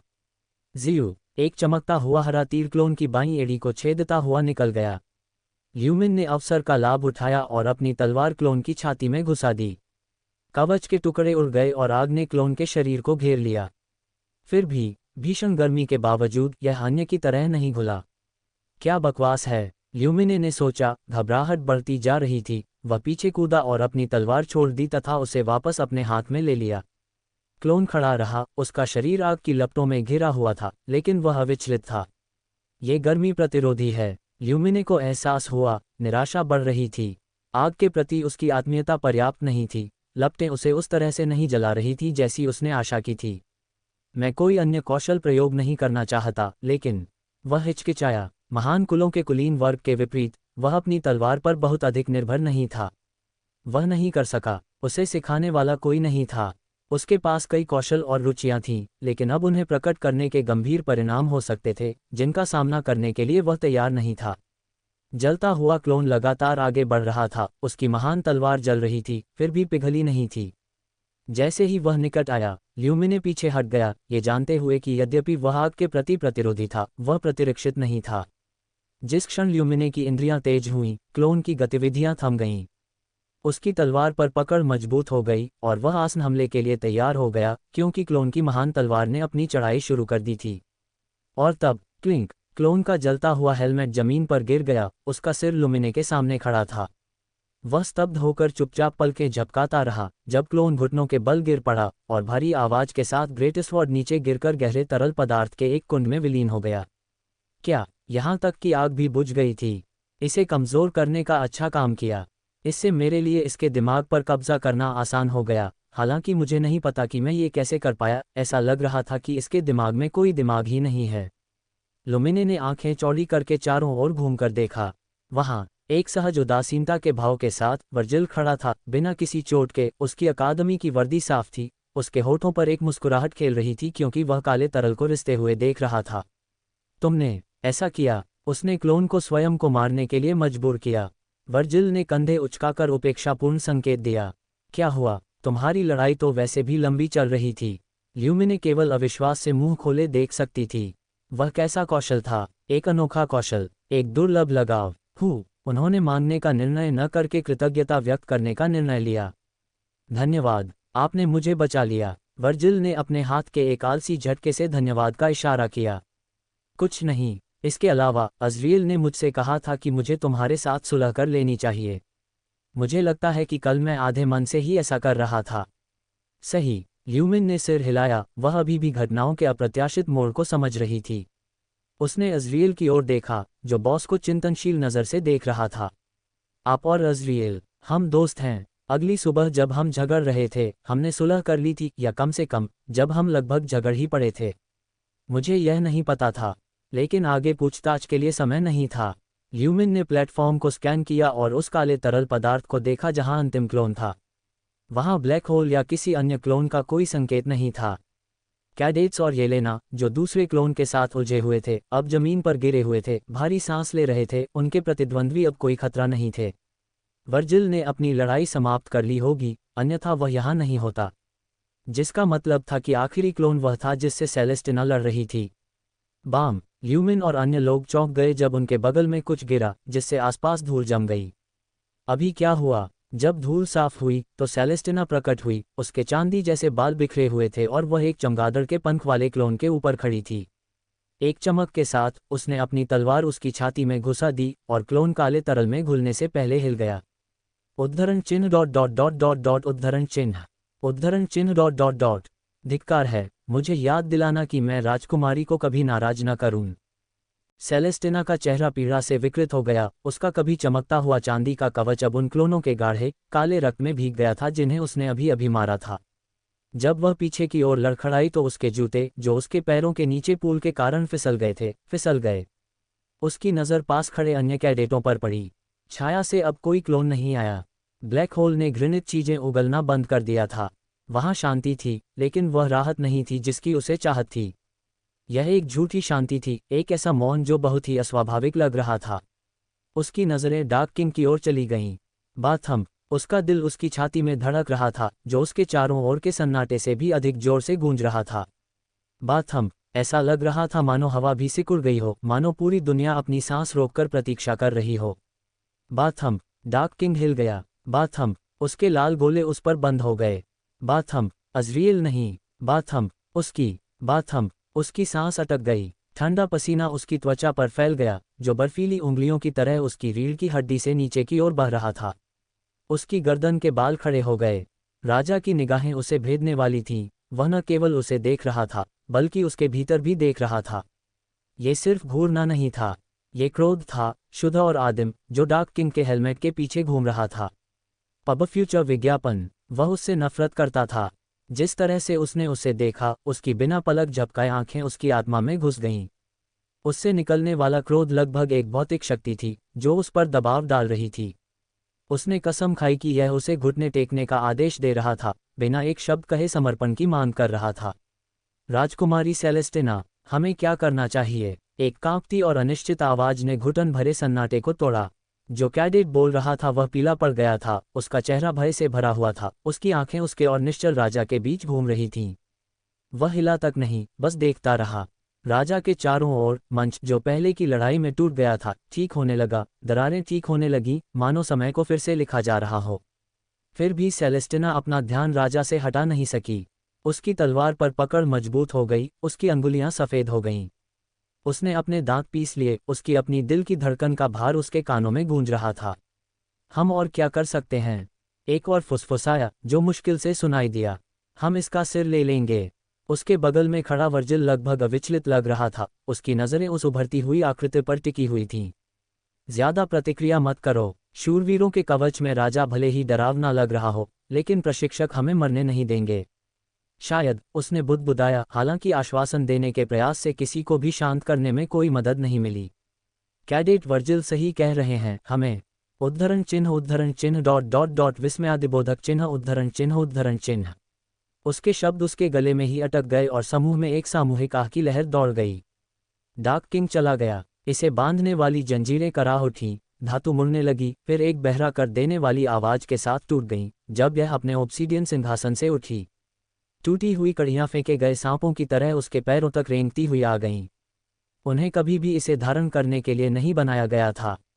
वे धोखा देने के लिए बने थे। ये लगभग 2 मीटर ऊंचा, उनके ऊपर मंडरा रहा था, इसकी उपस्थिति दमघोंटू और दमनकारी थी। वे रक्तलाल आंखें एक बार भी उसकी आंखों से नहीं हटीं। सेलेस्टिना जमी हुई खड़ी थी, उसका शरीर हिलने, सांस लेने को तैयार नहीं था। उसने पहले भी इसके क्लोनों का सामना किया था, लेकिन यह अलग था। क्लोन मात्र छायाएं, कमजोर नकलें थीं। उनके पास मैनाकोर नहीं था, उनकी ताकत बमुश्किल ही एक सच्चे ग्रेड 2 राक्षस की क्षमता के बराबर थी। लेकिन यह कोई नकल नहीं थी। ये डार्क किंग था, असली वाला, और वह उसके सामने खड़ा था। कदम, इसके पहले ही कदम से जमीन में दरारें पड़ गईं। कदम, हर कदम उसकी हृदयगति के साथ गूंज रहा था, उसकी छाती में लय बढ़ती जा रही थी। कदम, ऐसा लग रहा था जैसे उसके आने पर फर्श ही कांप उठा हो। कदम, क्यों? यह बाकी सबसे इतना अलग क्यों है? उसके विचार घूमने लगे, घबराहट बढ़ने लगी। उसने पहले भी राक्षसों का सामना किया था, ऐसे राक्षस जो पंजे मारते और गुर्राते थे, जो अपने शिकार को मूर्खतापूर्ण बर्बरता से खा जाते थे। लेकिन यह ऐसी किसी भी चीज़ से अलग था जिसका उसने पहले कभी सामना नहीं किया था।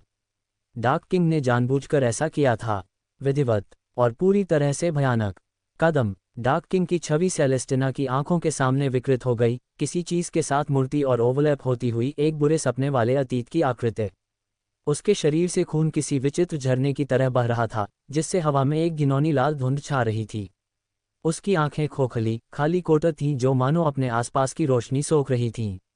एक दंतहीन मुस्कान एक दुबले पतले चेहरे पर फैल गई, जो किसी ऐसे व्यक्ति की थी जो 7 साल से अधिक समय से मृत था। उसकी दृष्टि डगमगा गई, अंधेरे राजा की आकृति के साथ भूतिया आकृति धुंधली हो गई, जिससे उसकी रीढ़ में बर्फीली सिहरन दौड़ गई। उसका दिल तेजी से धड़कने लगा, उसकी सांसें उखड़ने लगीं।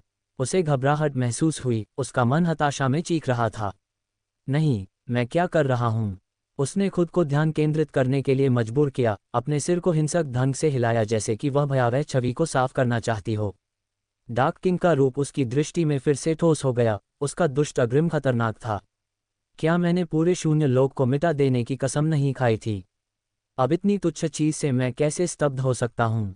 शर्म ने उसे जकड़ लिया, उसे उस वादे की याद दिला दी जो उसने किया था, न केवल खुद से बल्कि उसने इज़राइल से भी कहा था, जिसने उसकी प्रशंसा भी की थी।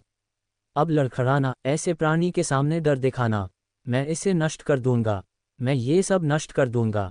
सेलेस्टिना, मैं नहीं। उसके ठंडे इनकार से ल्यूमिन की आवाज़ बंद हो गई, जिससे वह और अन्य लोग स्तब्ध रह गए। उसकी आवाज़, जो आमतौर पर गर्मजोशी और आश्वस्त करने वाली होती थी, अब एक भयावह आदेश बन गई थी। ये सिर्फ मुझे चाहता है, इससे दूर रहो। क्या? ल्यूमिन की आंखें भ्रम में फैल गईं, उनकी आवाज़ मुश्किल से फुसफुसाहट जैसी थी। ओई राजकुमारी, तुम क्या हो? इसके बाद जो हुआ उससे वर्जिल का विरोध दब गया। अपने साथियों की हैरानी भरी निगाहों के बीच सेलेस्टिना आगे बढ़ी, उसकी चाल धुंधली थी। सेलेस्टिना, क्या बकवास है? हा, राजकुमारी पागल हो गई है। अपने पीछे की चीखों और हॉन्फिने की आवाज़ों को नज़रअंदाज करते हुए सेलेस्टिना ने अपने और डार्क किंग के बीच की दूरी को कम कर दिया। तारांकन तारांकन तारांकन तारांकन तारांकन। मैंने उसे पहले कभी इस तरह नहीं देखा। जैस्मीन के फुसफुसाए शब्द जब उसके कानों तक पहुंचे तो अज़रियल ने सिर हिलाया। लगता है आखिरकार इसने मुझे घिनौनी नज़रों से देखना बंद कर दिया है। हालांकि अब मुझे समझ नहीं आ रहा कि सेलेस्टिना को निशाना बनाने पर मुझे कैसा महसूस होगा। साफ है कि वह इसे ठीक से नहीं संभाल पा रही थी। कुछ तो बदल गया था।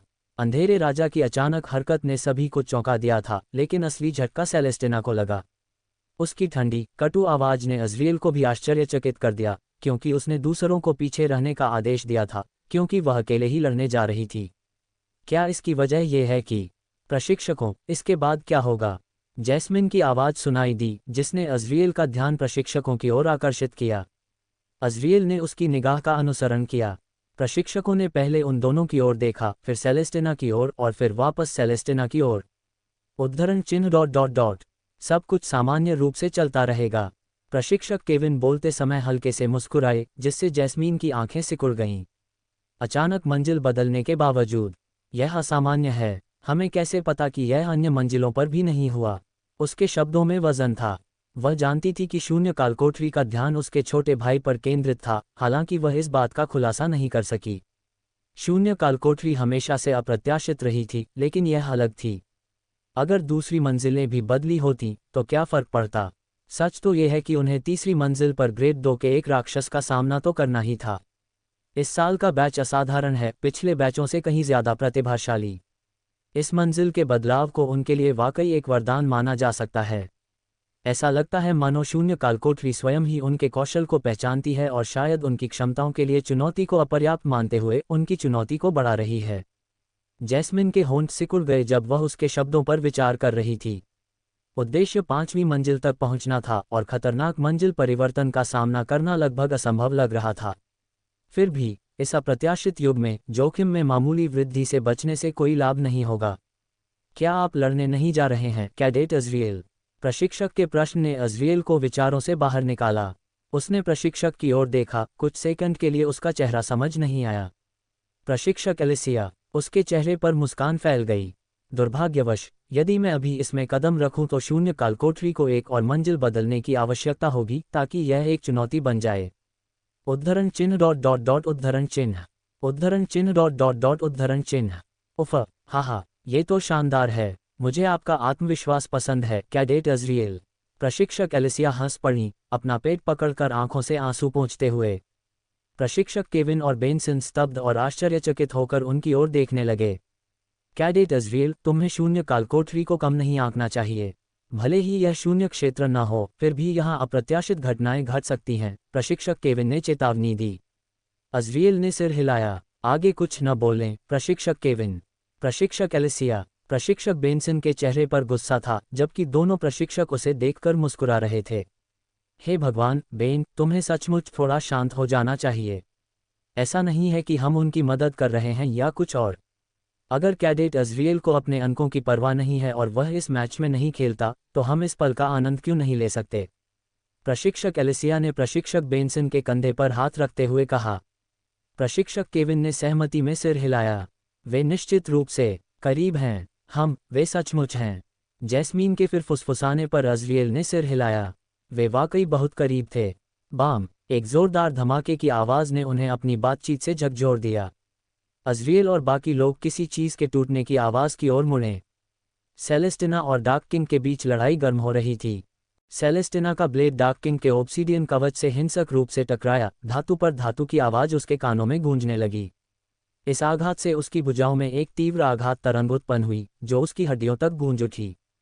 जैसे ही तलवार सतह को मुश्किल से खरोंच पाए, उसकी मांसपेशियां विरोध में चीख उठीं और ऊंची आवाज में चीखते हुए फिसल गईं। एक पतली सी दरार दिखाई दी, लेकिन वह पर्याप्त नहीं थी। उसने अपने दांत पीस लिए और लड़खड़ाते हुए पीछे हट गई, क्योंकि डार्क किंग का हाथ अस्वाभाविक गति से बाहर की ओर बढ़ रहा था। उसके व्यापक प्रहार से हवा उसके चेहरे पर लगी, लेकिन वह बाल बाल बच गई और लुढ़क कर खड़ी हो गई। ये कवच, यह एक पहाड़ को चीरने की कोशिश करने जैसा है। उसके विचार तेजी से दौड़ने लगे। मुझे और अधिक शक्ति का प्रयोग करना होगा। हर प्रहार में मेरा पूरा शरीर लगा होना चाहिए। उसके पैर फिर से उछलने के लिए तैयार हो गए, लेकिन इससे पहले कि वह कुछ कर पाती, उसके सामने की जमीन फट गई। जैसे ही डार्क किंग आगे बढ़ा, धूल और मलबा सभी दिशाओं में उड़ने लगा। उसकी विशाल मुट्ठी हवा में उसके चेहरे की ओर बढ़ रही थी। उसकी आंखें चौड़ी हो गईं, उसकी सांस गले में अटक गई। समय धीमा सा लग रहा था। मुट्ठी करीब आ गई, उसकी गति कानों को बहरा कर देने वाली थी और हवा उसके बल से चीख रही थी। टक्कर से पहले के एक क्षण में उसने अपने शरीर को बाईं ओर मोड़ लिया और महसूस किया कि उसके मुंह की हवा उसके गाल से गुजर रही है। एक तीखी चीख के साथ उसने अपनी तलवार उसकी छाती की ओर बढ़ा दी। जैसे ही उसका ब्लेड डार्क किंग की बांह से टकराया, चिंगारियां फूट पड़ीं, जिससे हमला बहुत आसानी से रुक गया। उसके कवच के टुकड़े टूटे हुए कांच की तरह बिखर गए, फिर भी राजा अविचलित रहा। उसकी लाल आंखें द्वेष से चमकती हुई उसकी आंखों पर टिकी हुई थीं, बिना पलक झपकाए और ठंडी। सेलेस्टिना एक बार फिर पीछे हटी। उसका दिल तेजी से धड़क रहा था, क्योंकि उसके चारों ओर सूर्य की तरह 3 चमकते सफ़ेद गोले बन गए थे, जो कच्ची ऊर्जा से गुनगुना रहे थे। बिना किसी हिचकिचाहट के वे गिरते हुए तारों की तरह हवा को चीरते हुए डार्क किंग की ओर बढ़े। डार्क किंग ने झपट्टा मारा, उसका विशाल शरीर छाया और गति का धुंधलापन था। उसके नीचे की जमीन फट गई, क्योंकि 2 गोले चूक गए, जमीन पर गिर गए और अंधा कर देने वाली सफ़ेद आग में विस्फोट हो गया। लेकिन तीसरा, वह इससे बच नहीं सका। ये गोली उसके चेहरे की ओर चली, शुद्ध ऊर्जा की एक गोली। ये देखकर वहां मौजूद कैडेट्स की सांसें रुक गईं और उनके दिल गले में आ गए। गोला डार्क किंग के हेलमेट से मात्र कुछ इंच की दूरी पर था। पब फ्यूचर विज्ञापन। लेकिन फिर असंभव रूप से डार्क किंग गायब हो गया। जमीन ने उसे एक काले भंवर में निगल लिया। हर सहज प्रवृत्ति उस पर चिल्ला रही थी।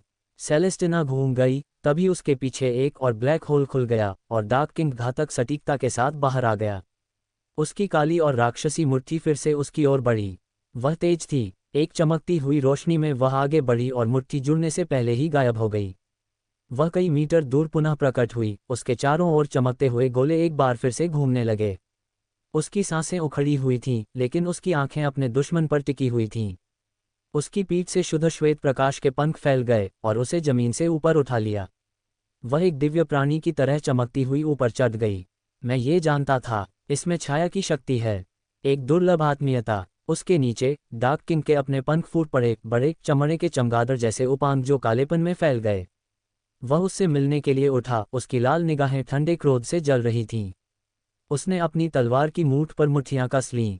उसे ल्यूमिन, अज़रियल या किसी और की जरूरत नहीं थी। ये जीतना उसका काम था। कोई भी नेता किसी अन्य को अपने लिए प्रथम तल के बॉस को हटाने की अनुमति नहीं देगा। उसे उन्हें दिखाना था। अपने पंखों को शक्तिशाली ढंग से फड़फड़ाते हुए सेलेस्टिना डार्क किंग की ओर बढ़ी। उसकी नज़रें अपने लक्ष्य पर टिकी थीं। वह उससे मिलने के लिए आगे बढ़ा। उसकी परछाई के पंख हवा में एक अशुभ गति से फैल रहे थे। जैसे ही वे एक दूसरे की ओर बढ़े, उनकी आकृतियां धुंधली हो गईं। उसने अपनी तलवार को एक चौड़े चाप में घुमाया। उम्मीद थी कि वह उसके कवच से टकराएगी, लेकिन जैसे ही उसकी तलवार उसके कवच से टकराई, उसका शरीर कांप उठा। यह उसके कवच की अडिग धातु नहीं थी। नहीं, ये कुछ और था। जब उसने नीचे देखा तो उसकी आंखें आश्चर्य से चौड़ी हो गईं। उसके सामने शून्य से भी अधिक गहरे रंग का एक गोमेद परशु उसके प्रहार को रोक रहा था। काली ब्लेड एक शून्य की तरह चमक रही थी जो प्रकाश को निगल रही थी। इसकी सतह असंभव रूप से चिकनी थी, मानो इसे रात से ही रंग दिया गया हो। ये डार्क किंग का हथियार था। अपने आकार से मेल न खाते हुए एक तरल गति के साथ डार्क किंग ने हालबर्ड को घुमाया। हथियार एक बहरा कर देने वाली चीख के साथ हवा में घूम गया। उसके घूमने के बल से ऐसा लग रहा था जैसे चारों ओर का स्थान विकृत हो रहा हो, हवा कांप रही हो। सेलेस्टिना का दिल तेजी से धड़क रहा था, लेकिन वह डगमगाने को तैयार नहीं थी। उसकी तलवार पर पकड़ मजबूत हो गई और पलक झपकते ही उसने बचाव में तलवार उठा ली। डार्क किंग का प्रहार भयानक सटीकता के साथ हुआ, जिसका उद्देश्य उसे 2 टुकड़ों में काटना था। स्टील का स्टील से जोरदार टक्कर हुई। टक्कर से उसका शरीर फट गया तथा उसकी भुजाओं से लेकर उसके हृदय तक एक तीव्र आघात तरंग फैल गई। उसकी मांसपेशियां तनाव के कारण चीखने लगीं, क्योंकि बल ने उसकी हड्डियों को हिला दिया, लेकिन उसने खुद को संभाले रखा। दांत पीसते हुए उसने अपनी नज़रें उसकी नज़रों से मिला लीं। 1 इंच भी पीछे हटने से इनकार कर दिया। जब वे हवा में लटके तो उनके चारों ओर की हवा कांप उठी। सेलेस्टिना हिल रही थी, उसके पंख लयबद्ध तरीके से फड़फड़ा रहे थे और वह स्थिर हो रही थी। उसके चारों ओर चल रही लड़ाई के बावजूद उसकी गतिविधियां सुंदर, लगभग नाजुक थीं। हवा में तैरने का भारहीन एहसास उनके संघर्ष की कच्ची हिंसा के विपरीत था। फिर तीव्र गति से वह घूमी। उसकी तलवार हवा में चांदी की लकीर की तरह फैल गई। उसका शरीर एक नर्तकी की शान के साथ हिल रहा था और वह शून्य में घातक सौंदर्य के साथ घूम रही थी। उसने जवाबी हमला किया, उसका ब्लेड सटीकता से वार कर रहा था, प्रत्येक गति तरल और नियंत्रित थी। उनके हथियार फिर टकराए और ध्वनि एक बड़ी घंटी की ध्वनि की तरह गूंज उठी, जो विशाल फर्श में गूंज उठी। नीचे देख रहे प्रत्येक कैडेट ने अपनी सांस रोक ली, उनकी आंखें बड़ी हो गईं, दिल तेजी से धड़क रहा था और दोनों के बीच की हवा तनाव से चरमरा रही थी। सेलेस्टिना अपने चारों ओर चक्कर लगा रहे 3 चमकते हुए गोलों का उपयोग करते हुए पीछे गिर पड़ी। एक निर्णायक इशारे के साथ उसने उन्हें डार्क किंग की ओर तेजी से भेज दिया। वे तेज गति से हवा में उड़ते हुए अपने लक्ष्य पर पहुंच गए। जब गोले निकट आ रहे थे तो डार्क किंग अत्यंत शांत बना रहा। हवा में कच्ची ऊर्जा की चिंगारी फूट रही थी और ऐसा लग रहा था कि गोले उनके चारों ओर के स्थान को धुंधला कर रहे हैं। प्रभाव से ठीक पहले डार्क किंग के चारों ओर छाया की एक लहर उठी, जिससे एक अभेद्य कवच बन गया, जिसने गोलाकार वस्तुओं की विस्फोटक शक्ति को अवशोषित कर लिया। श्वेत गर्म विस्फोट और प्रचंड गर्मी को अंधेरे ने अवशोषित कर लिया, जिससे डार्क किंग को कोई नुकसान नहीं पहुंचा। जब सुरक्षा कवच नष्ट हो गया तो सेलेस्टिना नजर नहीं आई। पहली बार डार्क किंग की आंखों में अनिश्चितता की एक झलक दिखाई दी, जब वह घूमकर खाली हवा में खोज रहा था। घबराहट चाहे कितनी भी हल्की हो ने उसके अन्यथा अडिग स्वभाव को उजागर कर दिया। लेकिन सेलेस्टिना पहले से ही वहां थी। अचानक एक जोरदार आवाज के साथ उसकी तलवार डार्क किंग के फरसे से टकरा गई। टक्कर के बल से डार्क किंग अचंभित हो गया और वह जमीन पर गिर पड़ा। धूल बाहर की ओर फूट पड़ी, जिससे युद्ध क्षेत्र घुटन भरे बादल में ढक गया। सेलेस्टिना हल्के से उतरी, जैसे ही वह नीचे उतरी उसके पंख गायब हो गए। युद्ध का भार अब अपना असर दिखाने लगा था, उसकी मानसिक क्षमता खतरनाक रूप से कम हो गई थी। क्लोनों के साथ लड़ाई ने उसे काफी हद तक थका दिया था। यद्यपि उसने अपनी आधी से अधिक मानसिक शक्ति पुनः प्राप्त कर ली थी, लेकिन हाल की लड़ाई में उसकी लगभग सारी बची हुई शक्ति समाप्त हो गई थी। जैसे ही धूल जमी, डार्क किंग प्रकट हुआ, जो टूटी हुई जमीन और मलबे के बीच घुटनों के बल बैठा सेलेस्टिना को घूर रहा था। उसकी आंखें पड़ी नहीं जा सकती थीं, पर उसे इससे कोई फर्क नहीं पड़ता था। अब उसे बस इसे खत्म करना था। अपनी तलवार को मजबूती से हाथ में लिए सेलेस्टिना सावधानी से डार्क किंग के पास पहुंची। उसने अपना बचाव करने के लिए कोई कदम नहीं उठाया, बस उसे देखता रहा। इसका परशु कुछ मीटर दूर जमीन में गड़ा हुआ पड़ा था। अचानक एक विचार ने सेलेस्टिना की रीढ़ में सिहरन पैदा कर दी। क्या होगा यदि डार्क किंग अधिक शक्तिशाली हो? एक अधिक शक्तिशाली शून्य प्राणी, शायद एक दानव, अथाह, या यहाँ तक कि एक सम्राट। ऐसा प्राणी निस्संदेह विनाश लाएगा। फिर भी एक और सवाल उसे परेशान कर रहा था, इस प्राणी को केवल ग्रेड 2 राक्षस या उससे पहले ग्रेड 1 जानवर के रूप में ही क्यों वर्गीकृत किया गया था? यह इस शून्य तहखाने में क्यों था?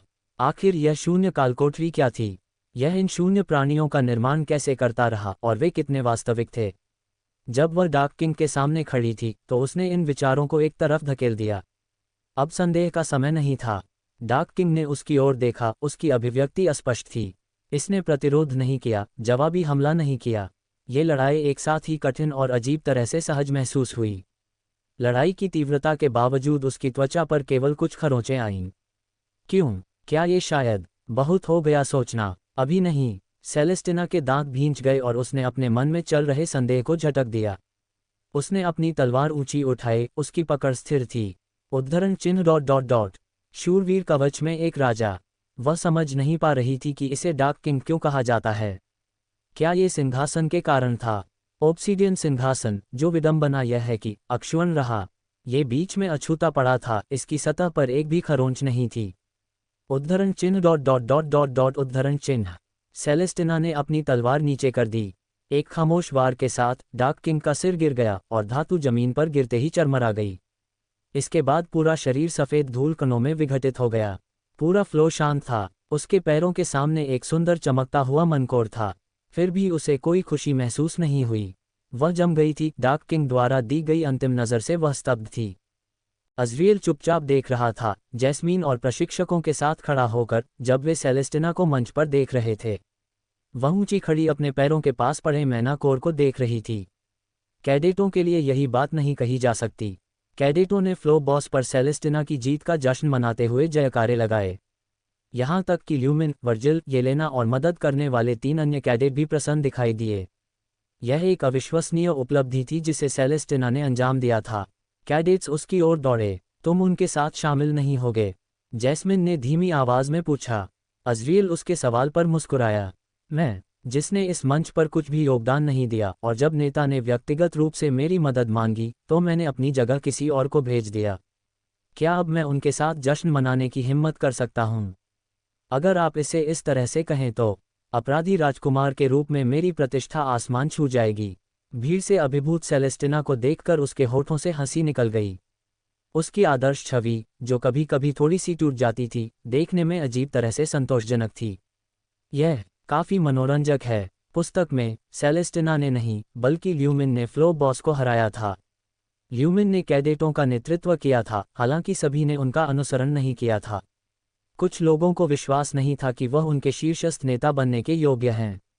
लेकिन अब, जब अज़रियल ने अपने पद से हटकर फ्रॉस्ट कबीले की राजकुमारी को नेतृत्व की भूमिका सौंप दी है, तो कोई आपत्ति नहीं है।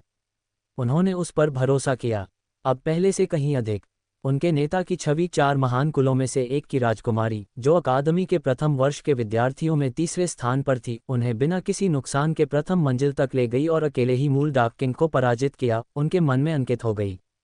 सेलेस्टिना ने इसे बहुत आसान बना दिया था। जहां तक ल्यूमिन का सवाल है, अज़रियल ज़्यादा कुछ नहीं कह सका। उस समय ल्यूमिन को अपनी पूरी क्षमताओं का उपयोग करने के लिए मजबूर नहीं किया गया था, क्योंकि डार्क किंग केवल ग्रेड 1 जानवर था, न कि अब की तरह ग्रेड 2 राक्षस। उसकी आग ही उसे जलाने के लिए पर्याप्त थी, लेकिन इस बार मामला अलग था। लेकिन इस बार ल्यूमिन के पास वर्जिल था, जिसने उसे उसकी अन्य रुचियों को उजागर करने से रोकने में मदद की थी। पब फ्यूचर विज्ञापन। भले ही नियोजेनेसिस अब हमला करे, अज़रियल को संदेह है कि परिणाम पिछली बार जैसा ही होगा। कैडेट्स कितने संगठित हो गए थे, इस पर तो बिल्कुल भी नहीं, और यहाँ अज़रियल के साथ तो बिल्कुल भी नहीं। और फिर वहाँ शून्य काल कोठरी थी, जो लगातार उसके जीवन को जटिल बना रही थी। यदि कैडेट अलग हो जाते तो हालात बदतर हो सकते थे, लेकिन ऐसा नहीं हुआ। अज़रियल को संदेह था कि शून्य काल कोठरी उन पर कुछ भी फेंकेगी जिसके गंभीर परिणाम होंगे, तब तक नहीं जब तक वे निचली मंजिलों पर थे। उसके होठों से एक आह निकली और वह चुपचाप आगे बढ़ने लगा। जैस्मीन और प्रशिक्षकों की उत्सुक निगाहें उसके पीछे पीछे चल रही थीं। जैस्मीन उसके पीछे पीछे चल रही थी जब वे जश्न मना रहे कैडेटों के पास से गुजरे, जो हंस रहे थे और गा रहे थे, लेकिन उन्हें पता नहीं था कि वे दोनों वहां से निकल रहे हैं। अज़रियल मंच के मध्य में ओब्सीडियन सिंहासन के सामने रुक गया, उसके बगल में जैस्मीन थी। सिंहासन दोषरहित था, समय से अछूता। कोई धूल नहीं, कोई खरोंच नहीं, कोई निशान नहीं। मानो सिंहासन के प्रत्युत्तर में उनके चारों ओर का मंच स्वयं ही मरम्मत करने लगा। अज़रियल करीब आया, उसकी उंगलियां काली सतह को छू रही थीं। उसका प्रतिबिंब उसे घूर रहा था। वह सिंहासन के चारों ओर चक्कर लगाते हुए अपने सूखे होंठ चाटने लगा। आपको क्या लगता है इसे डार्क किंग क्यों कहा गया, डार्क नाइट क्यों नहीं? जैस्मिन ने उसके प्रश्न पर विचार करते हुए अपना सिर झुकाया। उद्धरण चिन्ह ... सिंहासन की वजह से है ना? वह उससे जंजीरों से बंधा हुआ था, मानो उसका ही हिस्सा हो। मुझे नहीं पता कि उसने शूरवीरों का कवच क्यों पहना था, लेकिन वह निश्चित रूप से राजा जैसा लग रहा था। अज़रियल सिंहासन के सामने उसकी ओर पीट करके खड़ा होकर धीरे से मुस्कुराया। मुझे नहीं लगता कि वह कभी राजा था। चमेली की भौहें सिकुड़ गईं। आपका क्या मतलब है? डार्क किंग का शीर्षक गलत था। आप क्यों कहते हो कि? अज़रियल झुककर फर्श से टूटी हुई जंजीरें उठाने लगा। वे बाकियों की तरह मरम्मत करके नहीं आए थे, न ही वे डार्क किंग की तरह सफ़ेद धूल में गायब हो गए थे। वे अकेले ही रहे सिंहासन की तरह। बहन, डार्क किंग यहाँ फिर से प्रकट होगा, है ना? इसे चुनौती देने के लिए अगले समूह की प्रतीक्षा कर रहे हैं। अज़रियल के प्रश्न ने जैस्मीन को आश्चर्यचकित कर दिया। उसने सिर हिलाया। ये सही है। फ्लोर बॉस को दोबारा आने में आमतौर पर 1 दिन लगता है, शायद उससे ज़्यादा या कम। उसके बाद दरवाजे बंद हो जाएंगे और सब कुछ पहले जैसा हो जाएगा। अज़रियल की आवाज़ धीमी हो गई। इसका राजा गायब हो गया, इसकी दुनिया बिखर गई, और अब यह इस खोखले सिंहासन से बंधा हुआ, अपने शेष दयनीय जीवन के लिए अपने ही दुख की गहराइयों में सड़ने के लिए अभिशप्त है। उद्धरण चिन्ह ... उद्धरण चिन्ह। जैस्मिन उसे देखकर दंग रह गई। क्या तुम अंततः पागल हो गए हो? तुम किस बारे में बात कर रहे हो? उसने चिंता से उसकी ओर देखा, मानो वह पागल हो गया हो। अज़रियल धीरे से हंसा। मैंने इसे एक बार एक किताब में पढ़ा था। उसने जंजीरें छोड़ दी और खड़ा होकर जैस्मीन के पास वापस चला गया। उसकी आंखों में जिज्ञासा झलक रही थी। किस तरह की किताब? यह एक शूरवीर की कहानी है जो अपने राजा के प्रति वफादार है, जो रात्रि के जीवों के विरुद्ध युद्ध लड़ रहा है। एक रात उन जीवों ने राज्य पर आक्रमण कर दिया और पुरुषों, महिलाओं और बच्चों का निर्दयतापूर्वक वध कर दिया। शूरवीर सिंहासन कक्ष की ओर दौड़ा तो पाया कि उसका राजा गायब हो चुका है, जबकि राज्य उसके चारों ओर जल रहा है। उद्धरण चिन्ह। ओह, जैस्मिन को समझ नहीं आ रहा था कि क्या कहे। यह एक दिलचस्प कहानी थी, लेकिन वह इसकी प्रासंगिकता को पूरी तरह समझ नहीं पाए। अज़रिएल ने आगे कहा, जब जीव सिंहासन कक्ष में पहुंचे तो उन्हें सिर्फ शूरवीर मिला।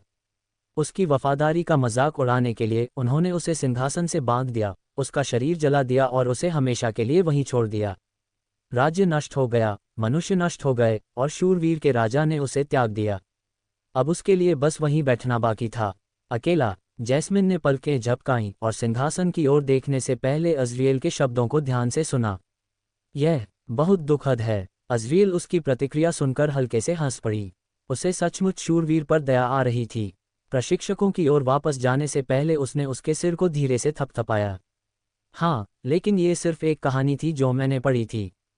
इसका तथाकथित डार्क किंग से कोई लेना देना नहीं है। उद्धरण चिन्ह। सही। तारांकन तारांकन तारांकन तारांकन तारांकन। सेलेस्टिना को अपनी जीत का जश्न मना रहे कैडेटों की उत्साहित भीड़ पर नियंत्रण बनाए रखने के लिए संघर्ष करना पड़ा।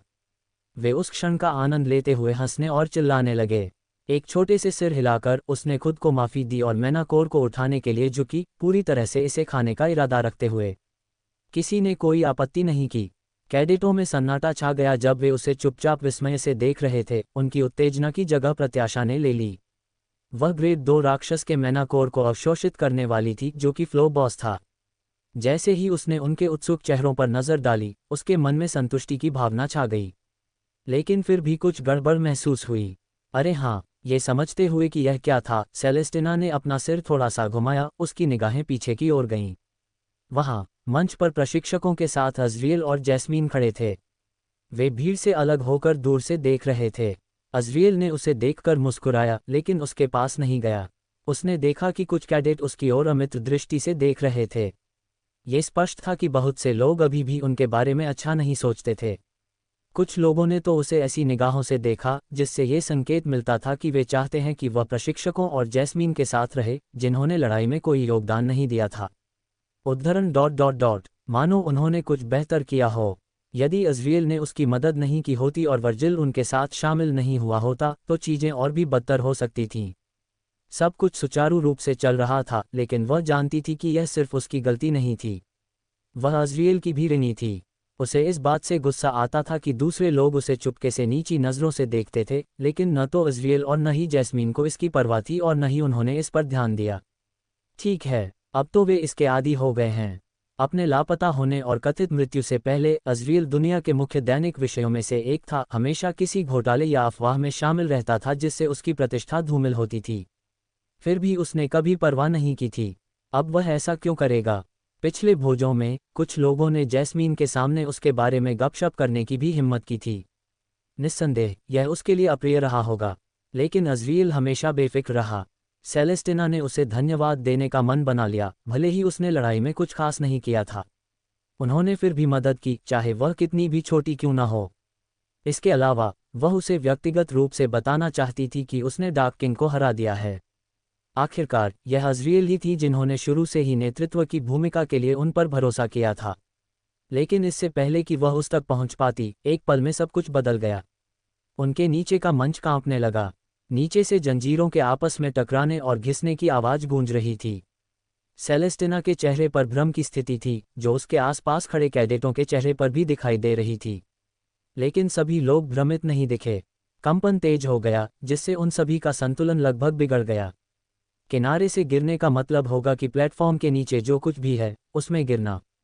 अचानक जंजीरों के टूटने की आवाज़ हवा में गूंजने लगी, और फिर बिना किसी चेतावनी के उद्धरण चिन्ह विस्मयादिबोधक चिन्ह उद्धरण चिन्ह। मंच ध्वस्त हो गया। सेलेस्टिना का दिल उसके पेट में उतर गया। उसने मेनाकोर को कसकर पकड़ लिया, जबकि उसके चारों ओर की दुनिया अंधेरे में डूब गई। मंच के नीचे से एक चकाचौंध कर देने वाली रोशनी निकली और जितनी जल्दी यह शुरू हुई थी उतनी ही जल्दी गिरावट भी समाप्त हो गई। सेलेस्टिना ने पलकें झपकाईं, उसकी सांसें रुक गईं क्योंकि उसने खुद को एक बार फिर खड़ा पाया। प्लेटफॉर्म का हिलना बंद हो गया था, मानो कुछ हुआ ही न हो। लेकिन कुछ अलग था। ऑब्सीडियन सिंहासन चला गया था। इसके स्थान पर थोड़ा ऊंचा एक छोटा गोलाकार मंच बना हुआ था। वे अब पहली मंजिल पर नहीं थे। ये समझने के लिए किसी प्रतिभा की आवश्यकता नहीं थी कि वे कहाँ थे।